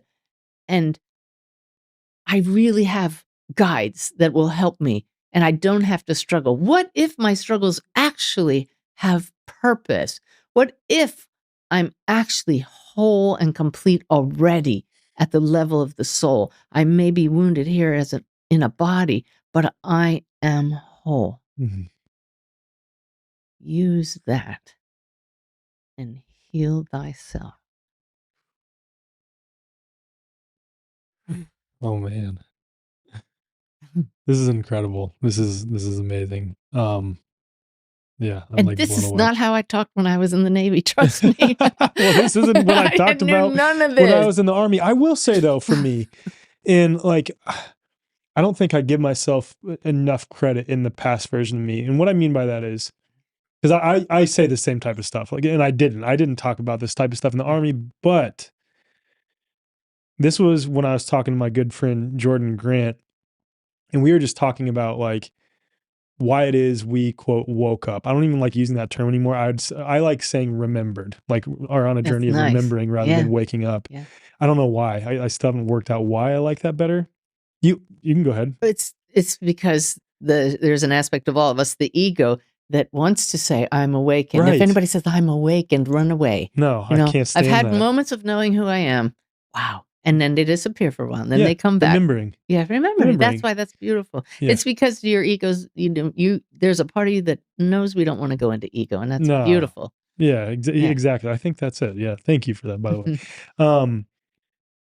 There, even before a lot of like my childhood traumatic experiences, I think especially before those, I did have this like thing inside of me that I just remembered that there's more to this experience, or I felt like I'm not from here type of thing. I remember going on Ask Jeeves when I was younger before there was Google. Oh, yeah. Like I feel like I'm not from here, typing that in when I was like 10, 11. That's the soul. Yeah, you know what I mean? And so like I know that more conditioning and trauma came in. And of course, when I was in the military, I definitely did not speak like this, but there was always that lingering feeling inside of me. And I just wonder if the overwhelming majority of souls, if not all souls, while harboring this suit that we're wearing, also sort of have that lingering in the back of their mind. And I think so. And I think it's even to the point that the soul is always aware. Yeah. Does it filter through? Yeah. And that's what I mean. Awareness. I know that the soul is always aware. I meant more so, does it like filter through? Is it always sort of lingering in the back of someone's mind or consciousness at some level? And I think that it is. Conscience. Yeah. Conscience. Yeah. It makes sense. Yeah. Yeah. And I've also talked about how I think like, we could philosophize all day on like, is there such thing as objective morality? And I think, but I can't claim to know this with certainty, that there is objective morality that is written on all of our hearts. It's just that we have varying degrees of conditioning while in this realm that lead us to stray away from it. But there is this sort of objective morality. And I guess an extreme example of that is virtually all human beings could see a human being being killed on video or something like that, or see it happen from them. And we know that's not right. That's right. Or a human being robbing another human being. We're like, we know deep down that that's not right. That's the soul. Yeah. That's the built-in relief valve right there. Yeah. Yeah. So off camera, you were talking about the journey of remembrance. Can you touch on that a little bit? You were just talking about awakening versus remembering. They're really the same thing. But I attended a conference once, and there was this composer, Richard Schulman, who channels music. And the guide said, go talk to him. Okay. So I go up to him and I said, I know this is going to sound silly, but I'm this retired Navy commander that now talks to spirit. And he goes, you came to the Unity Church where I play. I know you. And so I didn't have to make this big introduction. I said, my guides want me to talk to you. I think we're supposed to do something together. And he says, I think you're right. Well, he had a sound studio. He put me in one room, him in the other, and I knew that I was supposed to channel my guides while he channeled music, both spontaneous but separate rooms. So we set this up for the next morning, and I'm going in there blind. I don't know what the guides are going to talk about, but they awoke me at 5 a.m. and they said, we'll give you this much. It's going to be called A Journey of Remembrance. I said, okay. So we go in and, here we go, take one. There was only one take. I just got into this with the headphones on. I can hear the music coming through and the words that came through me, and the music just danced and flowed, and that the guides took us on this journey through what they called the sacred 7 aspects of the soul. And it's this incredible journey that in your human life, you may think this and you may feel that, and it makes you feel what it's like to be human. And then they say, but the soul knows you are this and you are that. And then you go back to the human, but you know you are this. And when it was over, it's about 32 minutes long, I think, it just ended so beautifully that when I get totally out of sorts, or just really lose that remembrance and just need to reconnect, I'll sit and listen to that. You could call it a meditation, but it's more an experience. Just set aside 32 minutes. It's free on my website.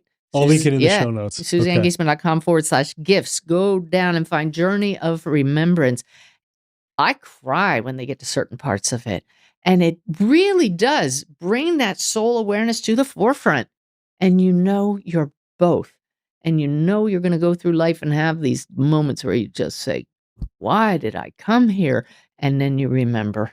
It is beautiful. I feel like that answers my other question that I was going to ask at the beginning. What is the purpose of this experience? For the fullness of it. And that's why, I teach you have the way forward. I talk about the awakened way of living. It's based on 3 principles: that you're not only human, you're part of one big web connecting all that is, and the healing and creative force of the universe is love. Mm. Where there's no separation, we call that love. Mm. And the web is light. It can't be separated. The greatest challenge facing all of us is the misperception that we are separate from each other. That's the bottom line. And the belief that we are separate from God, spirit, consciousness. Both of those are what leads to all of our challenges. But I was going to say something about the awakened way, the 3. Oh, you were talking about why do we come here? For the fullness, for the rocks and the roots and the flowy ride. And nobody said it was going to be easy. But the problem is, in the American belief system, we are guaranteed happiness. It's written, Right. And so if we're not happy, something's wrong. Yeah. I was raised by parents, we were not allowed to be angry or sad or upset. And so when I felt this emptiness inside, I went to the refrigerator and I tried to fill it with cookies and ice cream. And food was my drug of choice for the first half of my life. And it never filled that hole. Mm.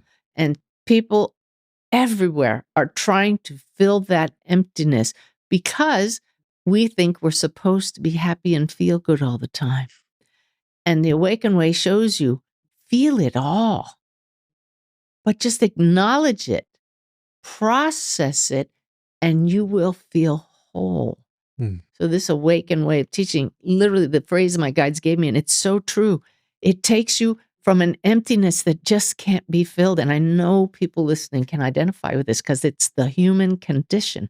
It takes you from an emptiness that can't be filled to a fullness that can't be contained. Mm. That's why we came here, for that journey from emptiness to fullness. And I hope, I got the goosebumps. I hope people can feel it. I'm not always like this. Yeah. But like right now, I am so grateful for the opportunity to hopefully help somebody have that remembrance right now as they hear that, as their soul is saying, listen, write that down. That's why you're here. Feel it all, but don't wallow in it. Feel it and process it, because the contrast between the stuff that is not in alignment with your soul and this joy is what we came here to feel. Mm. And you can't have that light without the darkness. So well said. I love that you said that too, because I know that there are different ways to process traumatic things that have happened in our lives, or traumatic things that are happening right now. You know, these so-called negative emotions that we experience. And again, I think that we're meant to experience it, but there's always that question as the trauma healing space and the wellness space continues to grow, is like, okay, how do we process trauma? And some people have EMDR, some people have EFT, some people do certain types of meditation, some people will do some somatic release exercises. And I think it's like all of our unique individual way to deal with that, but it all comes back to, and I had this as my direct experience when I did an extended water fast, which required that I couldn't go cope with eating food or couldn't go cope with working out as I typically do. I had to really just sit and feel. And what I really learned is that a lot of these things that I at some level was wanting to avoid feeling or avoid dealing with in my own consciousness or in my past or things like this, I just needed to sit and feel them to completion as they arose. Yeah. And as I did that, bliss, No more absolute need. bliss. Yeah, like Yeah. that's all it is. I Yeah. think it gets overcomplicated in the trauma healing space. And again, it's unique to the individual, and there are other ways that work for some people versus others. But all that's required is that you sit and feel to completion as they arise. Yeah. That's it. I teach a method, 3 minutes of sitting in peace every day. Sip. It's called the Sip of the Divine. There's a video on YouTube for that. The Sip of the Sip of the divine. I Divine. love People say, that. I don't have time to meditate. You got 3 minutes Yeah. to make a cup of coffee and drink it. You can take a sip of the divine for 3 minutes and sit and notice what comes up. Just notice your thoughts. You're creating space. So I learned from a friend of mine something I didn't realize that a lot of people deal with that gets in the way. Why people make excuses for meditation? Because when you sit quietly, then that stuff comes up that you just gave the perfect example of it. And this woman, my dear friend Irene, her daughter Carly had passed very traumatically from cancer. And she said she was terrified that that groundhog moment of her daughter dying would come up. She just learned to push that away. And she thought, if I sit for 3 minutes, I'm going to have to feel that. And she finally got just so tired of avoiding it. She said, I give up.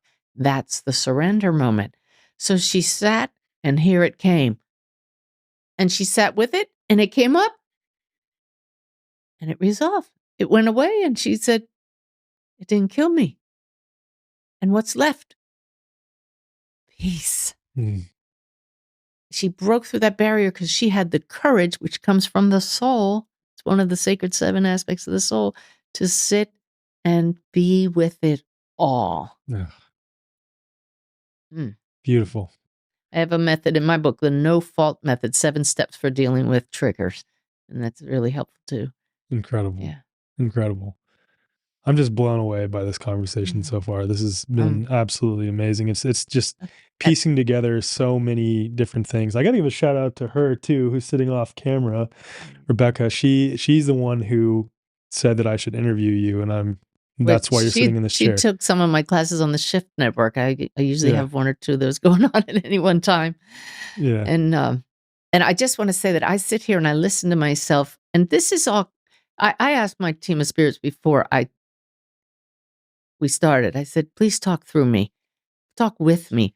This is not Suzanne Giesemann, this smart person sitting here all wise.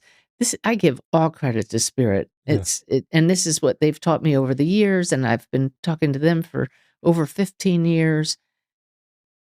It's changed my life, and happily it's changed lots of people's lives. So I hope that it helps other people shortcut some of the pain, but we come here for the pain. So.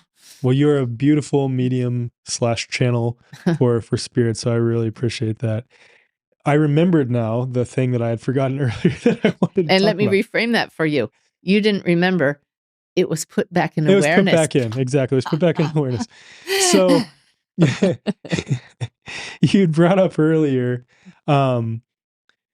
the importance of connecting with nature. And I don't remember the exact context that you said it in.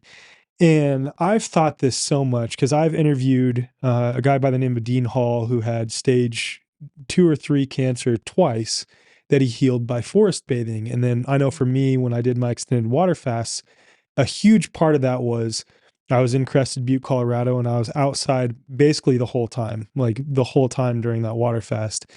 And you hear that so much. And then you look at these ancient indigenous cultures and spiritual practices, and they all deal with being immersed in nature in order to connect with the divine, connect with themselves in a more deep way. And I've thought about this quite a bit. And it's not to say that technology is bad. I mean, we're sitting in a room with loads of technology, lots of non-native EMFs right now. I always try to balance that out with getting outside quite a bit and putting my bare feet on the earth, standing in the sun. But I think that a lot of mankind's issues arise as we continue to immerse ourselves in technology. And it's at the very foundation simply because all of these things are infused with, I won't say all, but a lot of these things are infused with uh, intentions to make money, one, but then two, are infused with an altered version of the divine. What I mean by that is, like, when you go step in nature, that is God unadulterated. Yes. That is God unimpacted by our own co-creative capacity. And we have a beautiful co-creative capacity for better and for worse. And technology is just a tool that can be used for better and for worse. But the point is that we're immersing ourselves in the energy and the frequency of God when we're in nature versus when we're amongst man-made things too much. We're conditioned away from that, or conditioned to forget our own connection, that we are a fundamental aspect of that thing. So then that leads to, or can lead to, the mind sort of tricking itself and sort of perceiving itself as separate from God and separate from nature. So I know my guides knew I had a week of several podcasts in a row, because 3 days ago they gave me the greatest way to look at what you just said. And this is the third time now in 3 days I've gotten to share this. And I hope you love it as much as I do. You're just talking about we're too much drawn by technology and not immersed in nature, our true connection with spirit. We have this outward objective focus instead of going to what's always on already here. I love acronyms. Was the Army big on acronyms? Oh my goodness. God. The Navy, the Air Force is the worst, but the Navy's big on acronyms. So, we have SIP of the Divine and the No Fault Method, all these acronyms. The BS, it's an acronym. I love it though. The outward objective focus keeps us from seeing what's always and already here. That's, we go outward and it's always, oof. That's OOF instead of, AAH. That's not what I was just going to share with you. That's still coming. But you get What's it? the AAH acronym? Always and already here. Always and already here instead of outward objective. Okay, focus. Versus I love that. versus But here's why. Talk about conditioning. You want an answer to something. What's the first thing most people think to do these days? They go, "Hey Siri." And what my guide showed me the other day is we're just missing 2 little letters. We should be saying, "Hey, Spirit."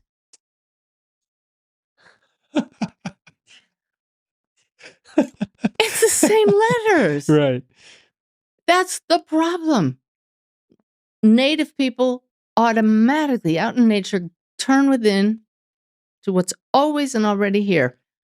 Hey, Spirit, what's the answer?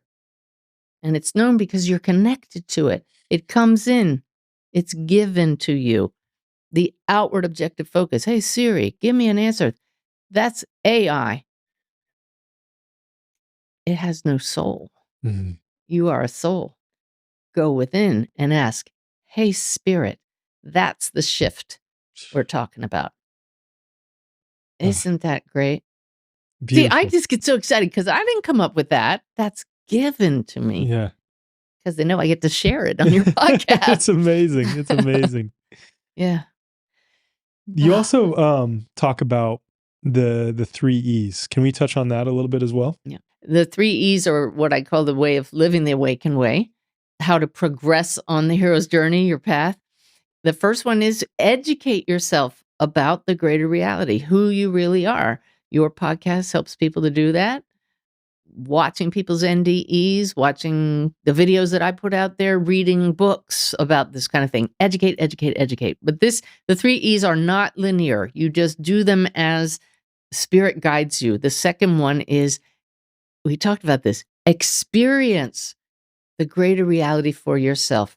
And that happens in expanded states of consciousness, meditation, or the journey of remembrance, the sip of the divine, moments of contemplation, getting out in nature. Experience your expanded state, your higher self for yourself.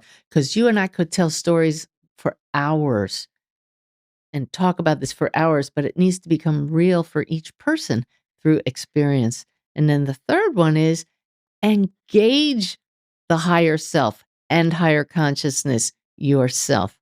I teach students all the time, and some of them will say, I did sense a spirit in the middle of the night. I knew it was there. I could even see this light.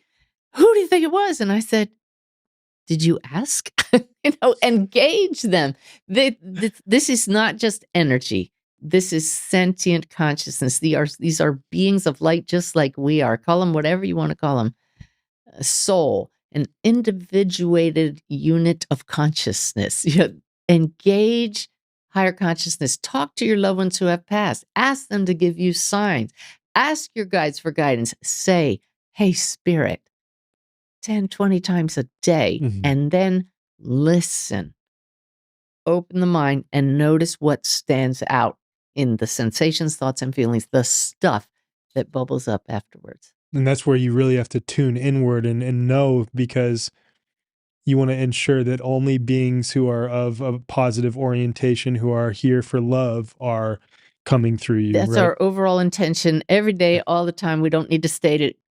I am the light. Only the highest and most beneficial beings are allowed into my field. Amazing. That's an ongoing held in awareness. That's it. And you have a field and it programs it and you're good. But I was awakened in the middle of the night about a month ago by what we would call demons, evil beings coming at me. Very real. I knew I wasn't dreaming, but I could see them in my mind's eye. They were coming at me with these claws, and I was like, what is this? But I learned to ask my guys, what is going on? They said, watch it. Watch it. So I watched it, and I felt these hands go around my neck, and I said, okay, now what?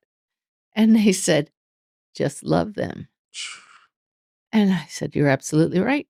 You bring in what's missing. And I said, literally terrified. I felt the human body react to that. And I said, I don't know why you are, but all I have for you is love. It was like the Wizard of Oz, where the Wicked Witch just dissolves. It's like this thing. They turned into the little fat man behind the curtain. It just dissolved. It was a test. I don't know where it came from. People say, aren't you worried about trickster demons? How do you know? Trickster beings. How do you know this is the real spirit? And I say, I can't ever know. Was Odin really a mythological figure, or was it something else? And Odin came back to me and said, it's all spirit, it's all consciousness, appearing as this and this and this. It's all God. It's all spirit. Is it helpful? That's the only question that matters. Not, is it real? Is it helpful? Is it a trickster? How would I know? Is it helpful to this grieving person? To me, this is a very real person I'm dealing with across the veil. I can see the healing effect on the person I'm helping. You can and feel it it furthers here too. their journey. Yeah. So we keep doing it. Yeah, and I'm sure you can feel it here too. Sorry to interrupt. I bet you can feel it here too. And that's like what it comes back to. Yeah. Incredible. Okay, I've one more question for you.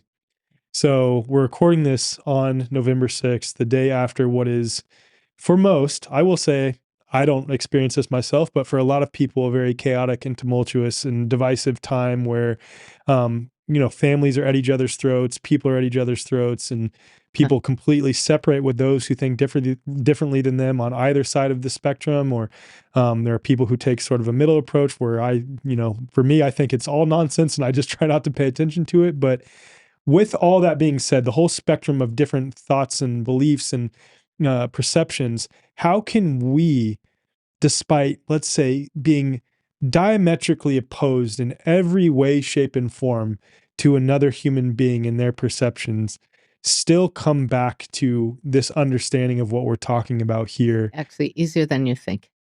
And as you said that, my guides grabbed me and they're saying, this is... I saw you look that way while I was talking. I'm like... you're asking the question about these chaotic times, and they said, opportunity. And it takes me back to a story I tell in The Awakened Way about going to a movie in a multiplex cinema. And you come out of the movie, what's the first thing you do? Go to the bathroom. So I'm in the bathroom, and in comes this parade of women, and they are morose. Every one of them is just, they look like they'd come from a funeral. And I looked at one of them and I said, "What movie did you just watch?" And she said, "American Sniper." And I had not intended to watch the movie. And I thought, wow, people pay good money to come out feeling like that? Right. Really? And then I got this insight. This is like life.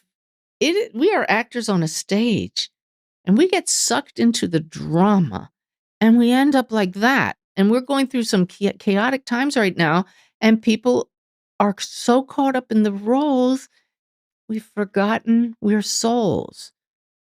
And we souls came here knowing we can step out of the theater at any time. It's called meditation, and take a breather. But we came here for the ups and downs, for the growth and the opportunities that will ensue. So I said, I wonder if I could go to that movie and not come out looking like that. If I could go to that movie, American Sniper, and not get sucked into the drama. So I paid my $8. That tells you how long ago it was. And I go in the theater by myself. And I did what spiritual teachers will tell you to do: be the neutral observer. We go into the movies willingly getting caught up so we can feel all those emotions. We love to be horrified and scared out of our wits because we know we'll step out anytime, get some popcorn. So I watched it. And Alec, it was the most amazing experience. So interesting, because here are these battles. He was a sniper in Marines or Army, I think. I think Army. Army. Yeah. And here's the enemy. But while I watched objectively, I could see why the other side was fighting.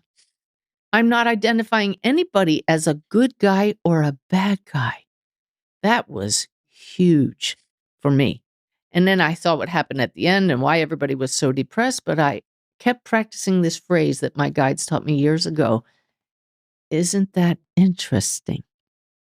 When you just observe the drama and you say, isn't that interesting? That helps you connect with the soul.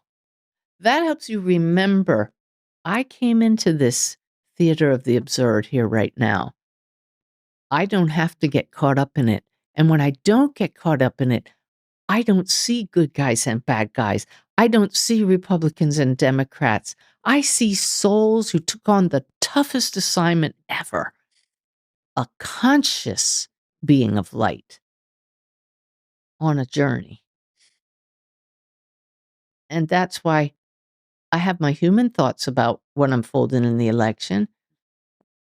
But I also can just say, isn't that interesting? This is an opportunity. And people who don't remember why we're here will use it to clash and see enemies. But what did we talk about earlier? The number one reason we fight is we see each other as separate. When you see with the eyes of the soul, you don't even see a body. You know, we've been merging here for 2 hours together. That's love. Mm. When I do readings for people that I've never met, sometimes I feel their loved ones and spirits love so viscerally for the one who's still here. I'll look at a complete stranger. I remember doing a reading for a gay man, and his partner who had died came through. And here I am at the end, and I looked at him and I said, I love you so much, because I had become his Taking him on, partner. yeah. That's feeling with the soul. I want that for everybody, but maybe they'll get there and maybe they won't. I've even lost the need to change the world because I see the world for what it is, an opportunity. I hope people come to love. I hope they come to see with the souls. And you know what? If they don't, that's okay too. Mm. It's a journey. Man, blown away. Like I said, yeah, speechless. Yeah, Suzanne, thank you so much for being here. This was absolutely incredible. Um, it's also so cool to see someone who came from a military background like you, was an officer in the military just like I was, to be sitting here having this conversation. Yeah. Am I your first military officer to Oh, interview? yeah. And, there's That's no cool. rank anymore. I talked about the 3-star admiral at our dinner at that time. I That feel was like I should have been like standing at parade rest. and while I see, was that's the thing. There's no rank anymore. The rank makes you separate. It makes you, Right, puts you in this right. hierarchy, and it's Yeah. necessary in the roles In where that we context, are right, in our right, journey, right? right, right. But I love the freedom of just being. Yeah, me too. Me too. Thank Yeah, you so much thank for you being for here. doing this.